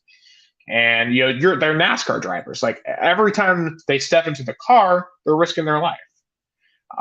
So, yeah, they're going to be adrenaline junkies. So, I mean, I don't know how to think about that, Gus. I mean, for athletes that are in such an intense sport, should they be restricted in what they do outside the sport moving forward? Considering that this year it cost them the playoffs. I mean, any sport you can have something like that happening. Madison Bumgarner, great pitcher. I think he got injured on a like a motor accident a couple years ago. So you know any you know like for example you know I think you can't babysit players and athletes. They want to do fun stuff, and sometimes they can get injured. It's part of life. Oh, I absolutely agree. I think Elliott especially will come back next year with a vengeance. I think he'll win a race here at the end to get some momentum back easily. But still, just a down year for sure for Elliott. But the playoffs start this Sunday night at the Crown Jewel Southern 500 in Darlington. They've been running this race every year since 1949. True institution in NASCAR. And for me to pick a championship favorite, Martin Truex Jr. was the regular season champion, but I might be going an absolute crazy limb right now. Chris Buescher is the hottest driver in NASCAR right now in terms of his performance. I think that RFK can get it done. Give me Chris Buescher to win a championship. But I think also you can see Martin Truex Jr. and I think Denny Hamlin as well. I think Denny Hamlin might have the most pressure out of any of the drivers. He still is championship list. Like he just recently got his 50th win at Pocono last month, but he does not have a title. I believe he holds the record for most wins without a championship. So can he change that this postseason? We will see. Darlington's one of my favorite tracks. I think in terms of who's going to win that particular race, give me Hamlin. I think Hamlin will get off to a hot start and win the Southern 500. But we do have some MLS to get into, and honestly, the big story, as it has been for a few weeks now, is Lionel Messi and Inter Miami FC, because Inter Miami is playing for another trophy against Houston. Yeah. Inter Miami is playing for another trophy. They advanced to the Lamar Hunt U.S. Open Cup final after tying 3-3 to Cincinnati, and the tying goal was on the last play of the game, and on penalty kicks 5-4. And Inter Miami will face Houston Dynamo. They won 3-1 to Real Salt Lake. So I guess Messi is gonna get uh, two finals. So I guess Messi got in the perfect time because he arrived when Inter Miami was starting to play for a cup. Then he joined the team that was already in the semifinals for another cup. Now the question is, can he help my Inter Miami, not being in the bottom of the Eastern Conference? Because even though, I mean, they got it started off well Saturday against the Red Bulls. Yeah, and what a goal he scored! You saw the second goal. What a beauty! Yeah. What a beauty! I mean, passing it back over to I don't know who the winger was, but then getting the pass back. I mean, I don't know if I've ever seen a player so wide open in my life. I mean, I can see what you're saying in terms of like he just doesn't face the pressure he used to at all in Europe. Yeah, or in South America.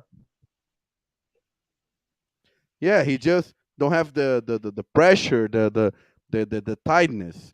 And now I did have to ask you a question though, because I've seen some Cristiano Ronaldo stands, and obviously there's an intense rivalry between the fans of Ronaldo and the fans of Messi. The fans of Ronaldo are starting to complain that Messi is just trophy chasing at this point, and that he went to Miami to get some quote unquote easy trophies. What do you have to say to that? Easy trophies? Come on. He's playing for the Saudi league. He's playing in the Saudi league. Oh my God. Literally, I mean, it's not. I mean, they're just bitter because Cristiano Ronaldo still haven't won a trophy. I guess they won a trophy. The Community Shield of the Saudi League, but I remember they in the first big final, Cristiano Ronaldo lost to the Al Ittihad, the team now that has Benzema, but before had Romarinho, and I'll say that it's just ridiculous. Messi he's not there. He's not. He didn't win for Inter Miami. Oh my God, to win titles because definitely Leagues Cup, and if he wins the U.S. Open Cup, it's not gonna be oh my God the big difference. I mean, of course, nice to win titles. That's why you're in sports is to win the trophy. But Messi's there for his after career of soccer. He wants to build himself as probably an entrepreneur of sports in United States. So I guess the Yeah. question is probably Messi has a better after soccer career in the United States than Cristiano Ronaldo in Saudi Arabia. Oh, easy, easy. I mean, like, what is he going to be able to do in Saudi Arabia? Like it's such a. I don't need to go into the whole Saudi Arabia thing again. I've gone into that before about my issues with Saudi Arabia as a country, but I mean, just with the way their society is set up, I mean, you're just not going to be able to unless they really are truly committed to opening themselves up as a country, which that's the only way this is going to work. And at that point, you cease being what you are, right? So, yeah, I don't know. It just, I mean, he's there for the money, clearly. And again, which team you see being sustainable for the long run? Cristiano Ronaldo's team in the Saudi league, or Inter Miami, even after Messi retires. Because I think what a lot of people are comparing the Saudi league is with the Chinese Super League back 9 years ago, when the Chinese Super League signed a bunch of really high profile players with the money the government held, with some money that the government held. Then this money went away, and now nobody's in China anymore.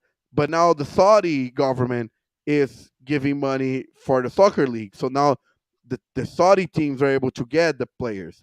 The MLS are not going to fall through that anymore because they had the NSL experience in the 80s. So they want to build something sustainable. Right, and you have to wonder when does the oil run out? Pun intended for Saudi Arabia. I mean, you can't just continue spending infinite money because I mean, no country, no matter how rich, even Saudi Arabia doesn't have infinite money. I mean, they literally have a whole team in Newcastle. They're investing heavily in the F1. There's a rumor that they're trying to get an XRX, like the summer stock car series, a race in the Middle East. Which doesn't make any sense to me. But in any case, they're spending such infinite money right now that you can't do that. I mean, obviously, it's not just sports. They're trying to build like mega cities. They're trying to build a city in like a straight line for 100 miles. Like they don't have all the, no matter how much money you have, they don't have enough money to do all of that. Like it's something's going to go by the wayside. And frankly, if the Saudi League doesn't take off, I think that's one thing that's on the chopping block. Yeah, and we'll see how this is gonna go. Cristiano had a good game in the Saudi Pro League. They scored a hat trick, but I mean, this Ronaldo Messi rivalry, it's just that it was a really good rivalry when they both in the same league with Real Madrid and Barcelona. It was a great rivalry, but then Ronaldo left for Juventus. Then Messi went for PSG. Then was never the same. Was never the same. So as you know, millennials and Gen Z love to have this rivalry keep going. Both are just preparing to finish up their great soccer careers in different paths. And I mean, Cristiano and Ronaldo's team are in sixth in the I Saudi mean, Pro I'm kind League. of surprised that Saudi doesn't send him to Newcastle, considering how they managed to bottle a 1-0 lead at Liverpool with a man advantage. So that was a hilarious game because it's just like no reason for them to lose to Liverpool, but England's not in America or Brazil, so I'll prevent myself from talking Premier League. No, So just to point out, one Brazilian. What a great performance by Allison. I mean, showing that he still can be the goalkeeper for the Brazilian national team. What a performance he had on that game.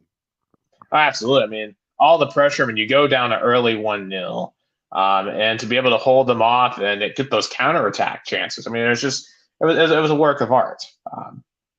So I mean, and that was definitely a phenomenal game. And are there any Brazilians in West Ham? Because West Ham right now, I mean, they are the most impressive team so far for the first 3 weeks of Premier League. Yeah, Lucas Paquetá, which I thought he was gonna leave, but I guess he had some gambling issues and he was a little bit had troubles off the field, but he had a good performance versus Chelsea, scored a goal. So West Ham is kind of surprising. Good start of the season, and I don't know how long it's gonna last that performance, but still, it's a and let's see what's gonna be in. Oh, speaking of Premier And League, what they did to Brighton too, what they did to them this weekend. I mean, holy cow! yeah. And another Brazilian player joining the Premier League, Murilo, defensive back for Corinthians, going to Nottingham Forest. And as one Brazilian arrived to the Forest, another leaves. Gustavo Scarpa left the Nottingham team. He's not playing for Olympiacos. I mean, they had a dream start the other day against Man United, but they just weren't able to sustain it. So they got some talent in that team. And they're gonna have Murillo. I think they're gonna improve their defensive side definitely with that signing. Will that be good enough to avoid relegation? I mean, that's the goal. That's the goal. Yeah, because honestly, I think they look better than Everton. Everton is I don't know when was the last time they got relegated, but holy cow, they might get relegated this year. Losing at home to Wolverhampton or Wolverhampton rather is mm, poor result. But yeah, but I know like back on MLS, Miami and Nashville played tonight, and Messi came up really close. He almost had a goal to break a draw, but it was a draw this time. So Nashville does not lose to Miami for the second straight time. Technically, their first game was technically a draw too, except for the penalty kicks. That's true. So Nashville never lost to team against Messi. It was 2 draws. Yeah, so I mean, hey, that's impressive. But I mean, in between that, though, that 4-0 loss to Atlanta, holy, that was rough. And an interesting question. I mean, surprising start by St. Louis. They're in the top of the Western Conference. Leading 7 points ahead of LAFC. I mean, it's their first season. I mean, kind of surprising start. And in the East, Orlando third place. Can they finally have a good, deep run in the playoffs? And you know, and Charlotte. I mean, I think this team needs to make the playoffs for me. And Toronto signed a new coach as well. So interesting moves in the Major League Soccer. And what's also interesting to me is Portland and LA Galaxy being at the bottom of MLS. Because historically, those have been two of your better teams. Yeah, but I guess their new teams take over, like Cincinnati and St. Louis leading the Eastern and Western Conference. Just shows that the Midwest now is a great part of soccer, not the South in both Southwest and Southeast. Yeah, I mean, it's going to be a lot of fun to see all these new markets. And of course, St. Louis and Cincinnati have had great crowds this year as well. But yeah, let's talk about some Libertadores and Yeah. yeah. Palmeiras just finished up their protocol. It was literally protocol game. They won 4-0 against Deportivo Pereira in Colombia. I was trying to be at least kind of, they're 99%, but even on the sports show today, our host was like, Palmeiras is in, and everybody knew Palmeiras was in. They tie 0-0, and they play with some backups. They was a mix of backups and starters, and there was at any point of the match was a risk for Palmeiras being eliminated. Palmeiras made their fourth semifinal in Libertadores in 5 years, and now they're gonna face a team that the team that eliminated Palmeiras in the semifinals back in 2018. Boca Juniors, A classic Brazil versus Argentina, Uruguay. Yeah, Argentina. Argentina. And but speaking of Uruguay, Edison Cavani it started for Boca, almost scored a goal. They won on penalty kicks versus Hasi. So can Cavani takes Boca Juniors to the finals and avoid a Brazilian final because now Internacional is in, and for I think Fluminense is going to get in. So we're probably going to have at least one Brazilian team in the final. Can Boca Junior avoid another Brazilian final, which is going to be a third straight Brazilian final in Libertadores? I mean, we had Palmeiras Santos 2020, Palmeiras Flamengo in 2021, and Palmeiras and Flamengo Atlético Paranaense. So it would have been the fourth straight Brazilian, all Brazilian final in Libertadores. I'm curious. Where are there still ref issues? 'Cause I know last year you were complaining a lot about how it seemed like the refs were trying to help out the teams that weren't Brazilian. Any At chance they could least, get? at least until now, there isn't. I but this Palmeiras and Boca Juniors game, watch out because that's the game Comebol would have tried to pull some tricks to avoid, because Palmeiras has been the dynasty in Libertadores, and I think and Boca Juniors is kind of the one of the favorites of Comebol. So watch out for that game. And on the other side, Fluminense has a lot of pressure to win Libertadores because they never won. They were the runner-ups in 2008 when they lost at home versus LEDU, and if they make it to the Libertadores finals, they also again gonna play at home because the final is already set for Rio de Janeiro. So Fluminense is on the big pressure to be Libertadores final, and they're coached by Fernando Diniz, which currently is the interim Brazilian coach. So there's a probably Fluminense has a lot of pressure to, um, you know, be in at least in the final and win it for the first time ever.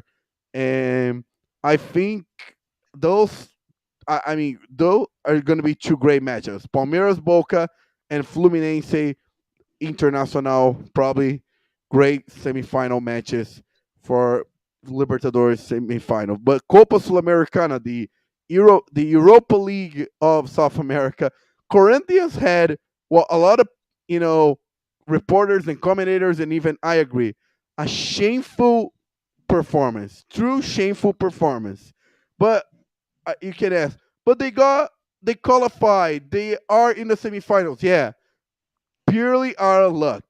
They conceded a goal in the first minute of the game, so in the aggregate it was 1-1. But throughout the game, they only shot two shots in the entire game. The other team shot 35 times. 35 So I times. assume they were parking the bus.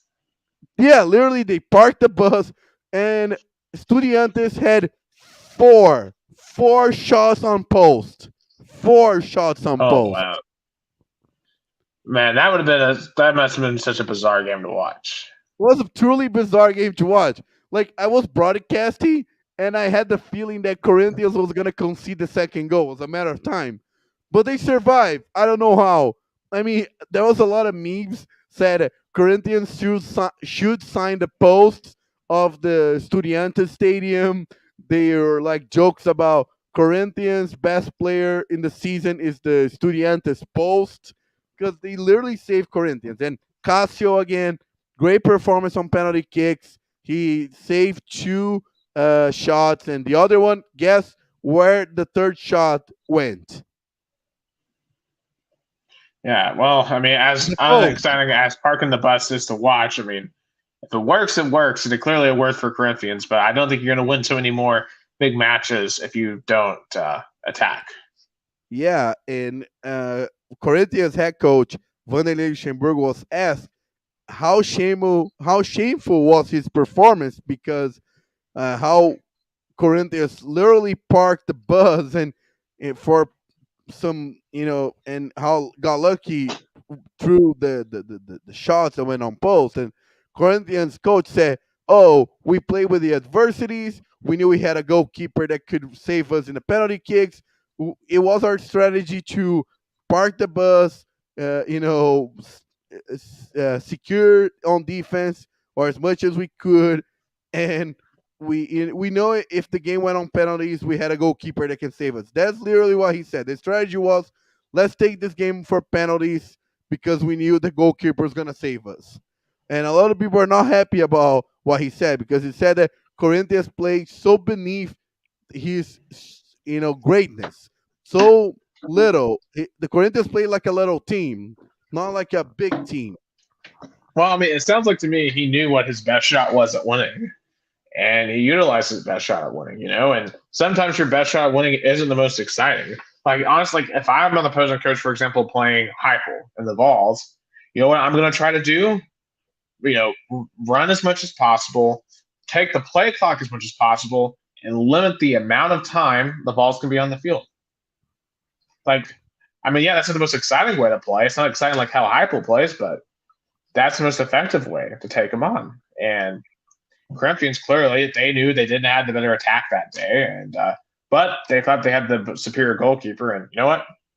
You didn't need to score again to move on. Yeah, and Corinthians now is probably going to face Fortaleza. Fortaleza won 3-1 versus América Mineiro at América Mineiro Stadium. So probably it's going to be Corinthians, Fortaleza. And on the other semifinal, Defensa e Justiça eliminated Botafogo. Botafogo play all reserved. Botafogo is all in on the Brazilian league. So it was, as some people believe, was good for them to be eliminated now in the Copa Sulamericana, so they don't have any distractions, and for the Brazilian league. And on the other quarterfinals, Sao Paulo, LDU. São Paulo lost 2-1 on the road. I think they're going to be in. So I think the semifinals are going to be São Paulo, as Defensa e Justiça, and Corinthians Fortaleza. Yeah, and also for Botafogo as well. I mean, if you're going to win the Brazilian league, that gets you to Libertadores anyway. So there's no point in really going hard in Sulamericana. And I think if Botafogo was doing, in the middle of the table, was like 9, 10th, 11th, 12th, then Botafogo should have go all in because they never won they haven't won a long time a true international title. But I think Brazilian league supersedes Copa Sul-Americana, and they have 11-point lead over Palmeiras. They had a great performance on Sunday, went 3-0 over Bahia. Palmeiras also won, but I mean, Palmeiras still have the Libertadores, and I think the point advantage are really big. They haven't lost or even tied a game at home. They won 11 games at home. So their stadium, which now has artificial grass, has been a true strength. So I think Botafogo should go all in on the Brazilian league, and this elimination. A lot of Botafogo fans are be like, okay, we play what we could with the reserves, but now we're done with Sul-Americana. Let's go to the Brazilian league because now we have a true shot to win a title we haven't won in almost 30 years. 30 years. So Yeah. 28 years to be exact. Yeah, because they're through 20 games now, 21? Yeah. At this point? We're going to go to week 22. Botafogo plays Flamengo on Saturday night. And a lot of people are saying that if Botafogo wins convincingly versus Flamengo, Flamengo's coach is going to get fired because things at Flamengo, as I think are not going great. So both Flamengo striker Gabriel Barbosa, his nickname Gabigol, had a birthday party yesterday, and Flamengo supporters went to his house to protest his party, saying he should not be throwing parties because Flamengo is not doing good, and it's just ridiculous. I mean, it's just such a dysfunctional organization. I mean, there needs to be a Netflix documentary made about this team. It should. And go also on Twitter, liked a comment that says that fans should be protesting the front office, the president, the directors, not the players. So that was it too. Yeah, Flamengo's now has been so dysfunctional, so dysfunctional. Like, oh my god, and Botafogo, imagine, I know Flamengo's in fourth place, but still, you're gonna, go almost 18 points against a team that should be fighting for the Brazilian title. So this game on Saturday night is definitely a big game, and that's why Botafogo played with the reserves in Sulamericana, and they are out and totally understandable. Another great games. No, that's probably the other good game on set on the week 22 is Corinthians and Palmeiras.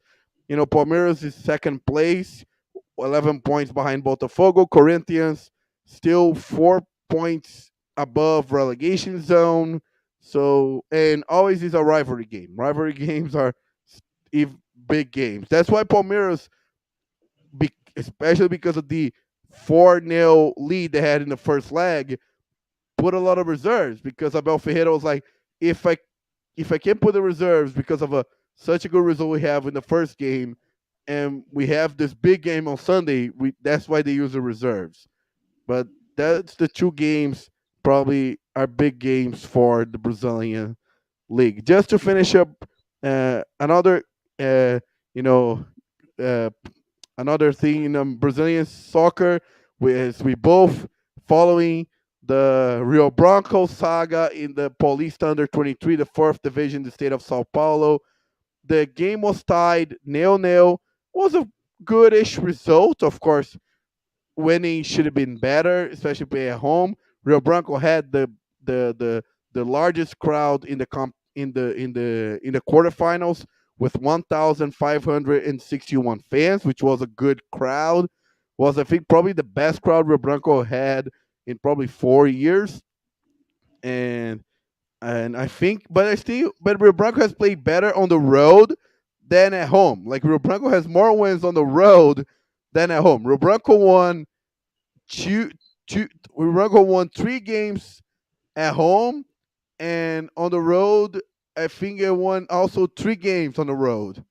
So Rio Branco has played better on the road than at home. That gave me confidence for Saturday's game at 2 p.m.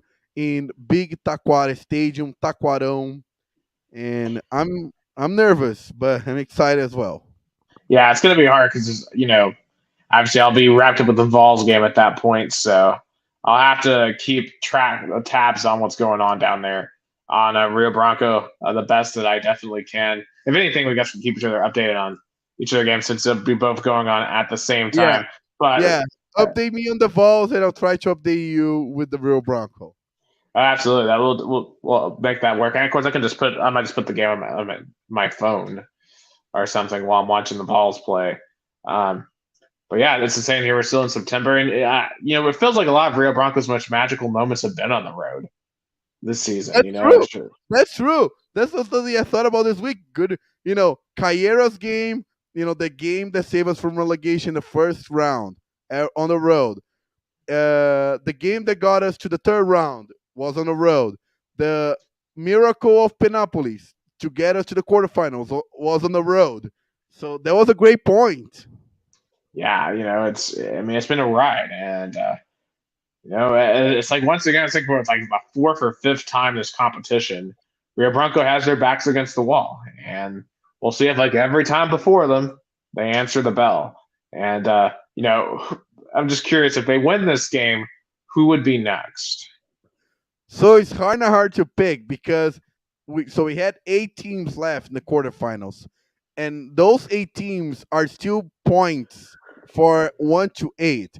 So whoever 4 that is left, we're gonna count all the points from the first round, second round, third round, the quarterfinals to see who's the number 1 seed, number 2 seed, number 3 seed, and number 4 seed overall. That is number 1 versus number 4, and number 2 versus number 3, with the combined points throughout the whole tournament. Did you understand? Yeah. So, and then from there, is it a 2-leg semifinal, then just a 1-game final? Two leg semifinal. You know, Rio Branco. If Rio Branco advance, the first game is gonna be in Americana. Whoever whoever they play, their first game is gonna be in Americana. The second game is gonna be on the road. So Rio Branco is gonna play for their promotion game out away from Americana. I'm hoping to be somewhere close, like Araras or São Carlos. But we at this point, I don't care who we have to play. But there's the curse of the quarterfinals. Throughout Rio Branco, 110-year history. Rio Branco never advanced in a quarterfinal stage. You know, when they got their promotions in 1990 and 2009, Rio Branco did not have to face a quarterfinals. You know, they went through like a group stage or whatever. But with Rio Branco, 8 times Rio Branco played quarterfinals. Rio Branco was eliminated in all of them, especially in this tournament, the Paulista Under 23. Rio Branco made it 3 straight years to the quarterfinals, eliminated all 3 times. 2019 lost to Fernandópolis, 2020 to São José, and 2021 to Vossen. So hopefully this year, Rio Branco finally is going to end this horrible streak and this quarterfinal curse. Absolutely. And as always, vamos Tigre. Vamos Tigre. And last but not least, Rio Branco fire Brazilian national Brazil women's team fired their head coach Pia Sunhage. Of course, it makes sense after a terrible World Cup when they were eliminated in the group stage, a group with France, Jamaica, and Panama. I think she wasn't connecting with the players, not calling Cristiani, a veteran striker that definitely could have made an impact. Yeah, I think she saw. I think definitely I saw it coming. Pia Sunhage tenure as Brazilian women's head coach is done. Yeah, so both our teams will have a new women's head coach for the next World Cup, which hopefully means they'll be much more competitive in the next one than they were this time. But yeah, that is all the time that we have from Two Countries, Two Americas, All Sports. This was episode 92, and when we come back for episode 93 for the first weekend of September, we recap the first full week of college football, plus look ahead and finish our NFL predictions as the NFL kicks off next week. It's full-on football time. It's soccer playoff time down in Brazil. It's NASCAR playoff time. There's a lot to discuss, and you're going to find only all of that here on the only American and Brazilian sports podcast, Two Countries, Two Americas, All Sports. For Gus Tomazeli, I'm Nick Hill, and you all have a great night.